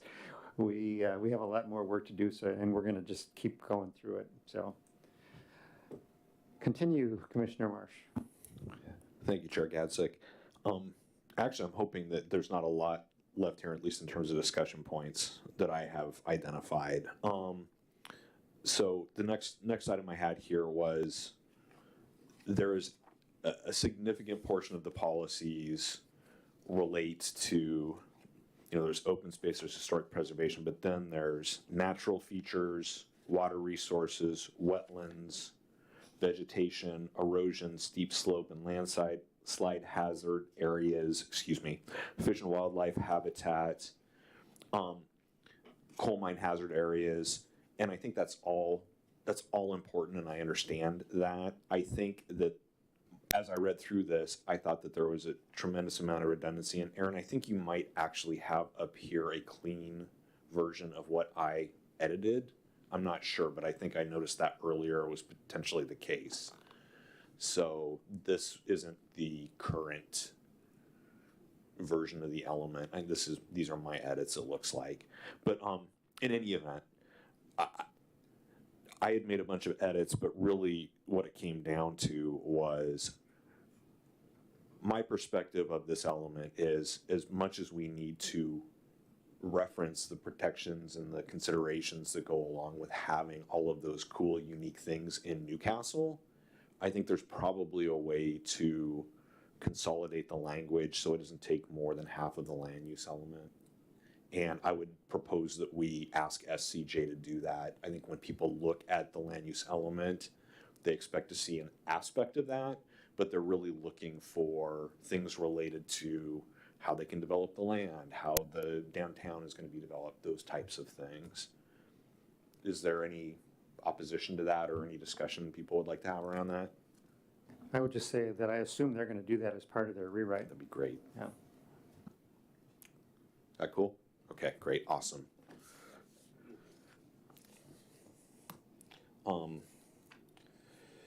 The next one that I had here is, honestly, I think it's a fairly easy one as well, which is acknowledging more expressly the legal overlay of the new applicable state laws and county job and dwelling unit targets. I think that there are references in here. I think they're clumsy, quite candidly. A lot of it does show up in the appendix, but I think that there are places where references are made to statutory language or statutory terms are used, but they're not ever defined, or they're really unclear. But also, it doesn't really get to the heart of, there are these new state laws that are arising out of Olympia, right? And what do those things look like, and what do they mean? It's the House Bill 1110 and 1330, all these things that we're discussing, and the county job and dwelling unit targets. I think that could be more prominent. And I would propose that that's the direction that we give SCJ. I'm seeing heads nod all around, so I think you have consensus on that. My other 2 points were really mechanical points. One of them I referenced here was just where terms, they're drafting points about terms being used that aren't clear or that have meanings in statutes that it's not defined. And then the other is just the revision of the appendix. So those were the things that I tried to boil down here for my edits. Are there any issues or specific edits people feel like they would like to discuss that I did not touch on?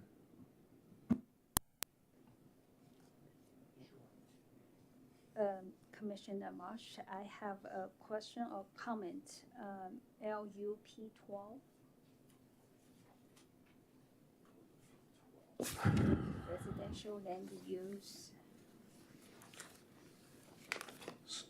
So the current language is, the city shall seek to achieve a citywide minimum average net zoning density of at least 4 homes per acre through a mix of densities and housing types. And then I added language that said, and to the extent required by law, to implement zoning that accommodates state and county development mandates. So I added language in there to just try and acknowledge that there are other legal pressures that may impact how our zoning density is managed. I guess maybe Aaron can help me. I just want to, my question is, so is this a density driven by units per acreage or some other target? Meaning, if I read this one, it's the goal, right? It's minimum average net zoning density of at least 4 homes per acre. And now I think I heard something like 6,000 square foot will be per unit. Or, I mean, I guess what is the standard? It's like this house is 1 acre. Does that mean it can actually expand or subdivide 8? So the way that I read this, Maggie, and maybe this is a point to clarify with, again, Aaron and SCJ, but I read this as citywide average of, so zoning that would support a citywide average of 4 units per acre. So I don't know what that current number is. I'm guessing that our development is probably, it may not be that dense, but I'm guessing our zoning probably is above that already. Is that right? If it's not there, it's pretty close, but I feel like it's actually a little bit over. It's a little higher than Yeah. But yeah, so the density per acre drives the zoning code to tell us how large the lots need to be. Just Maggie, for your reference, so when we say 4 units per acre, that's how we derive the minimum lot size as well. That's one of the ways. So, but as Commissioner Marsh has noted that, you know, it's a minimum density of 4 per acre that has been our development, but we also have these new requirements, so it will probably increase.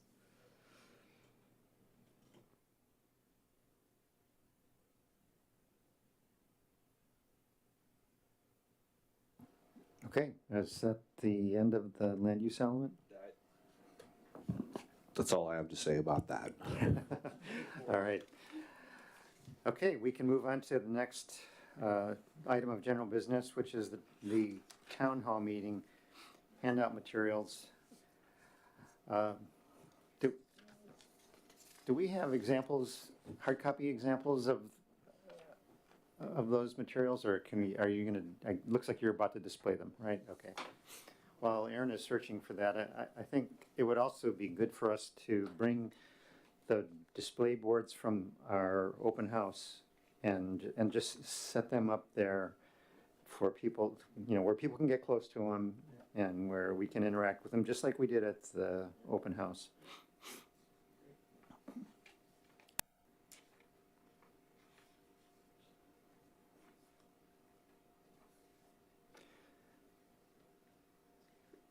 I know that Commissioner Lowe can't make it, and we are down a commissioner with Amy's resignation. Are the other commissioners able to attend?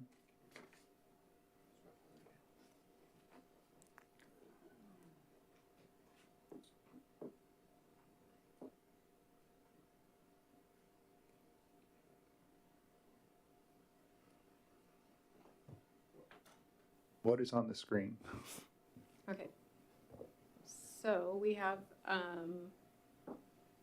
well, there's two things that Charlie and I spoke about. One was just this handout card. We had these for the penny polls. And it was just so if people want to use a QR code, they can follow the comp plan through the QR code, or we can hand these out. These are just like postcard sized business cards, basically, for the comp plan. And so we already had the design, so I just had more made, basically, to have at the table. I know there's a desire to have a banner on the table for, that says Planning Commission on it, and to bring the easels from downstairs, which these graphics are basically the ones that are downstairs that were included in the packet. But are there other, I think the question was, are there other things that we should have available that we haven't thought of?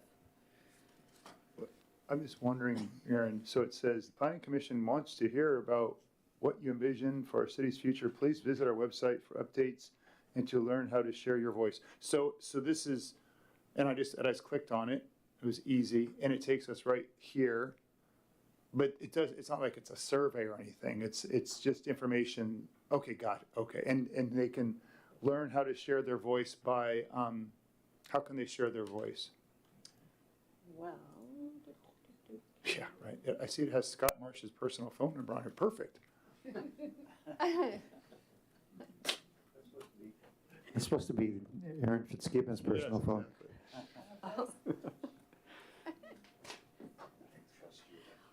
well, public participation opportunities, right here, right now, we have the planning commission meetings. We will have the draft plan up, of course, when that comes, so we're kind of dwindling, or they can contact staff or email or come to a meeting, or that's just how, it's more general than, yeah.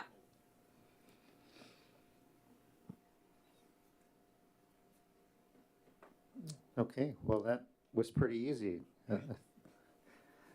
That takes us to, we might be out of here almost on time, the way things are going. Oh, wait, I got a question. Oh, uh-oh.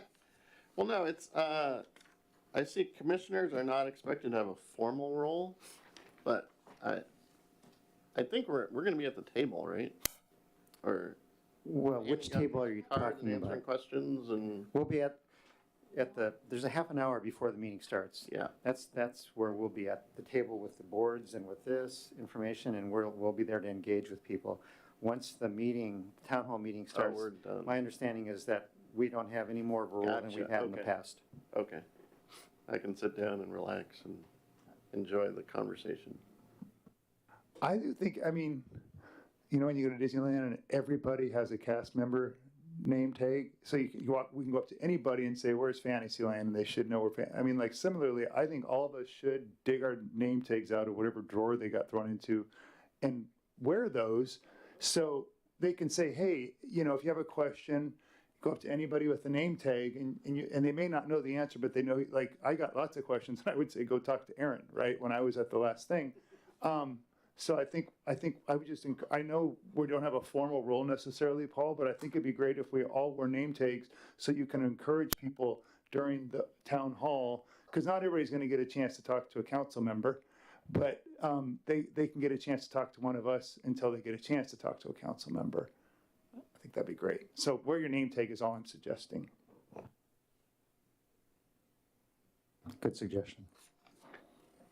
Okay, let's move on to the next item of business, which is the Joint Planning Commission City Council meeting. And the council will determine how that's going to go. But the proposal that we'd like to make to them is that we as a commission provide them in writing a summary of what we think are the key changes, the key things that we want them to be aware of that we've already discussed.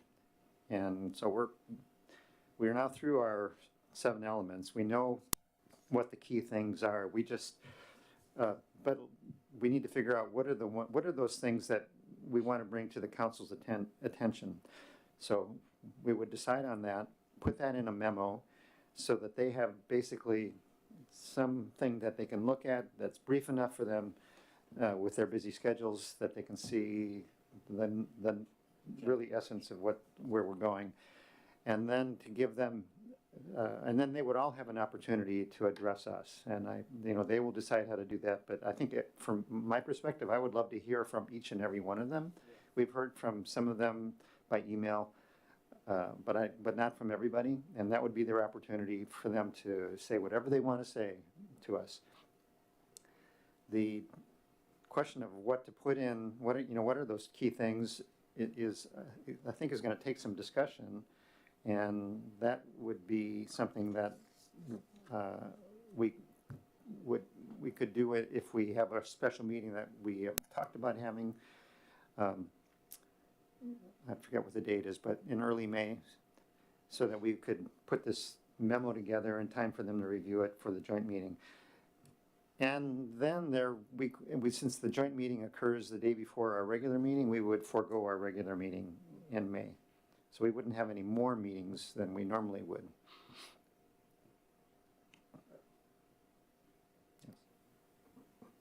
I remember we said we're kind of in the home stretch here. We are going to meet with the city council on May 21st, and then normally we would meet on May 22nd. Is that what I'm reading? Am I wrong about the dates? It just says discussion May 21st, Joint Planning Commission City Council meeting, right? So we're meeting with the city council on the 21st, right? And then the following day would normally be a meeting on the 22nd, and you're saying, let's cancel it. I'm guessing I'm going to be itching to talk to you guys after that meeting, because the council members are going to say this, and we're all going to be calling each other individually or something, and like, hey, what'd you think about this? Like, I'm okay with meeting the day after. We don't have to. I know we're not getting paid to do this job, but I'm sure we'll have a lot on our mind. Well, I'm very impressed by your dedication, Commissioner Quigg, and I am. I just assumed that you'd all want to take the night off, so I apologize for underestimating you. Maybe it's just me. Who else is lazy? Director Fitzgibbons. I do have one thought.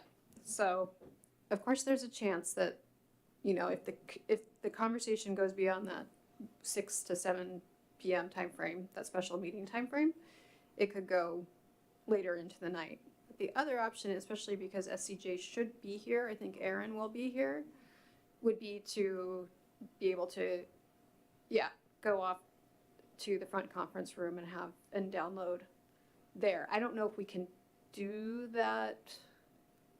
Yes, we should be able to do that. I don't think that has to be part of a meeting, as long as we're not doing anything actionable.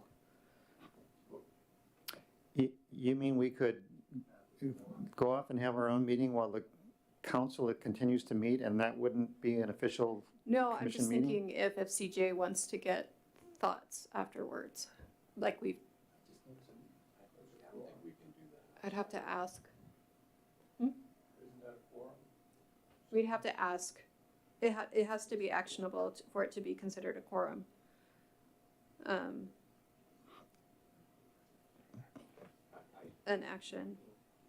But Well, It might not. regardless, the appearance isn't great, so I think my sense of this commission is that we wouldn't want to do that. Or can we just schedule a meeting and notice it? I mean, we notice a meeting, a city council meeting at whatever it is. I don't even know. What time do you guys get together? 5:30, 6 o'clock? The meeting goes from 6 to 8. They start at 7. They start, like I said, 7. The meeting starts at 7. Or you tell those guys to show up a little early, get them in there at 6. City council meeting goes from 6 to whatever. And then we notice a meeting right after that, so we don't have to come here twice. I mean, couldn't they show up an hour early like we do? Are we the only ones that work hard in this city? This says, special meeting says it starts at 6. That's right. So this is a special meeting at 6. They start at 7. But if the discussion needs to continue, it could continue into the regular meeting, which would mean you wait for all other general business to be completed before you continue your discussion at the end of general business. I don't know what our general business will be at that meeting, if any, but I was just thinking with SDJ here, it would be nice to be able to download your thoughts with them, but it could be that Aaron meets one-on-one, or I don't know. Commissioner Marsh? Just as an aside, and I think I mentioned this in an email to you, that I will be traveling for work, and I don't know, I expect to be back the evening of the 21st, but I'm not sure at what time I'll be back. And I'll make a commitment to coming to the meeting, but I'm going to be coming from a deposition in Arizona. I don't know what the timing is going to be on that. So, and I apologize for that. It's out of my control.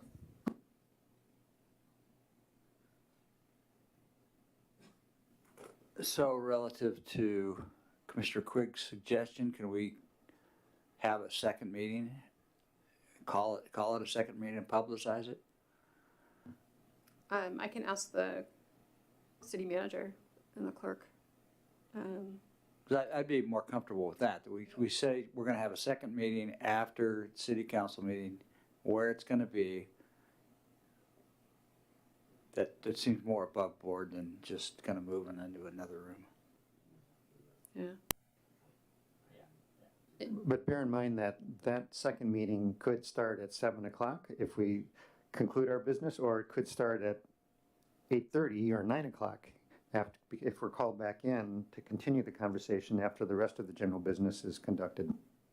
Well, Charlie, what if we don't have the meeting? Like, what if the main city council / planning commission meeting goes long, everything goes long, it goes until 1 a.m. We don't have to meet, right? We can notice a meeting, like if the city council planning commission meeting is supposed to start at 6 and there's a meeting that's supposed to end around 8, but it goes till 10 and we're all tired and want to go home and go to bed. If we don't meet, it's not the end of the world, am I right? Right, but then, Then we do you want to then meet the next day? That was the,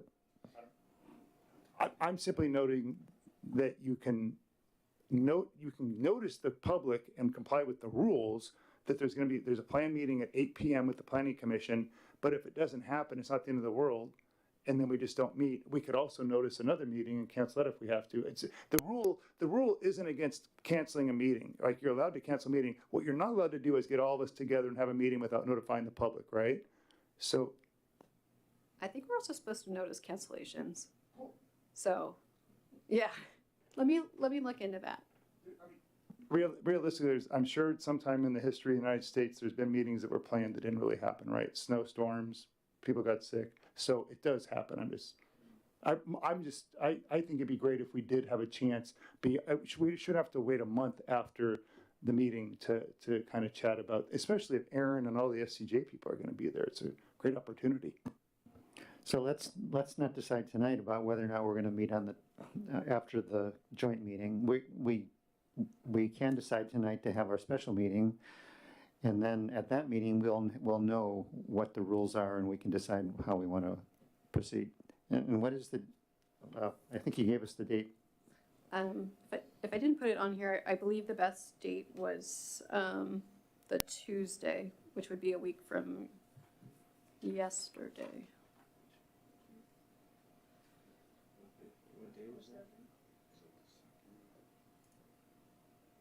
And sorry, I can't get into my I had a good plan that I can't execute. So, look at the calendar. The 30th. The following week, May 7th? sorry, I'm just trying to pull open a calendar. The 30th was on the, you're talking about the survey that you did? Yeah, can you see it? No, but the Tuesday was the 30th. Okay, It was that week of the 29th through the 3rd. right. that we were looking at. Yeah, so I think Tuesday night was the, Monday or Tuesday night was the best for everybody. So Tuesday, April 30th. Tuesday, April 30th? Yeah, or Monday the 29th. I saw 5 respondents. I'm trying to remember who hadn't responded yet. That was you. That's right.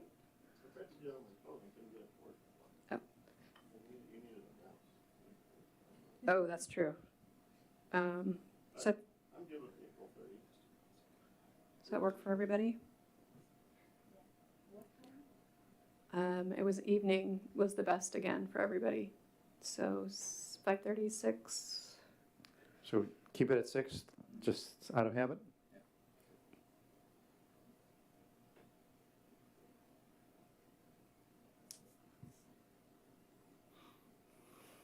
Okay, so your assignment for that is to think through your own element and what are the things that you think should be called out for the city council. And think of it, are these significant changes, or is there something about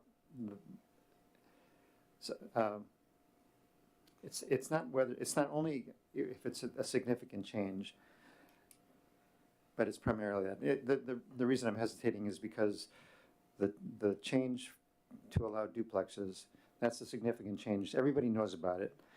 The real issue there is how to communicate that to the rest of the city who hasn't been paying attention and won't until it happens until a duplex is built next to their house. So, and I think we need to be really careful about what we put on that list. There may not be more than a dozen things. The parks element, for example, let's see, I've made some notes about some examples. The level of service change standard that we were proposing to change, so it was a matter of distance from a park. I thought that was significant. After that, the changes I think are not so significant. I don't know whether they should be in there or not. The community center, interest in the community center, is that a significant change? Is there the recommendation to define the various types of trails to recognize differences in ownership, purpose, location, and responsibility for maintenance? Is that significant? I don't know. That's what I want you guys to think about. Okay. Yes, I have a question. Yes. Are we going to receive any draft from SCJ prior to the joint meeting or prior to the 30th meeting? No, but Aaron, what's the latest prediction? Is it July? Yeah, July is right now the anticipated 30-day review. So it could be that our June meeting is, we're going to turn our attention to something other than the comprehensive plan.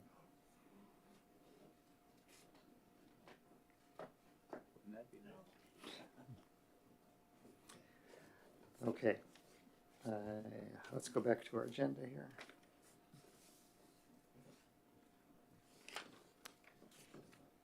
Oh, thanks. I don't know what I did with mine. Oh, here it is. Thank you. All right, so we've moved into the planning calendar discussion, but we missed the opportunity for public comment. So we will now correct that, and I will open the second public comment period for anybody in the audience. Yes, Mr. Troutman, please. Would you approach the podium, because nobody can hear you it's public record and should, but the people who are watching the recording, Frank Sinatra, you have the they will be upset if we don't have your voice heard. Len Troutman, I'm from the Hazelwood neighborhood, and I just wanted to thank you guys for your ongoing diligence in trying to get all this stuff right. Keep up the good work. See, that was worth getting on the public record, for sure. Yeah. And even though we all know who you are, would you state your name, please? Hello, Sam Beaufort. I'm one of your city council members. I'd like to thank each and every one of you for your dedication and service to our city and people.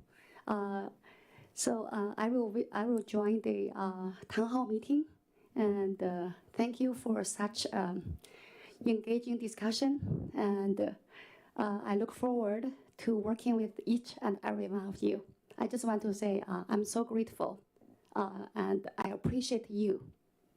Thank you. Thank you. So it's been quite a long, from 7 until now, still ongoing. So I'm willing to stay here until the end of the meeting. Yes, yes. Okay. Okay, does anybody else have a comment? All right, we'll close the public comment period. And that means we can adjourn. So thank you, everybody.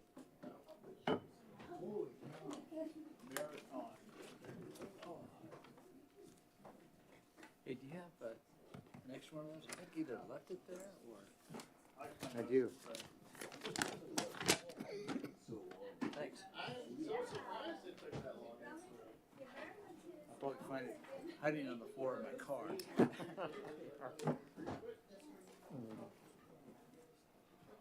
I lose a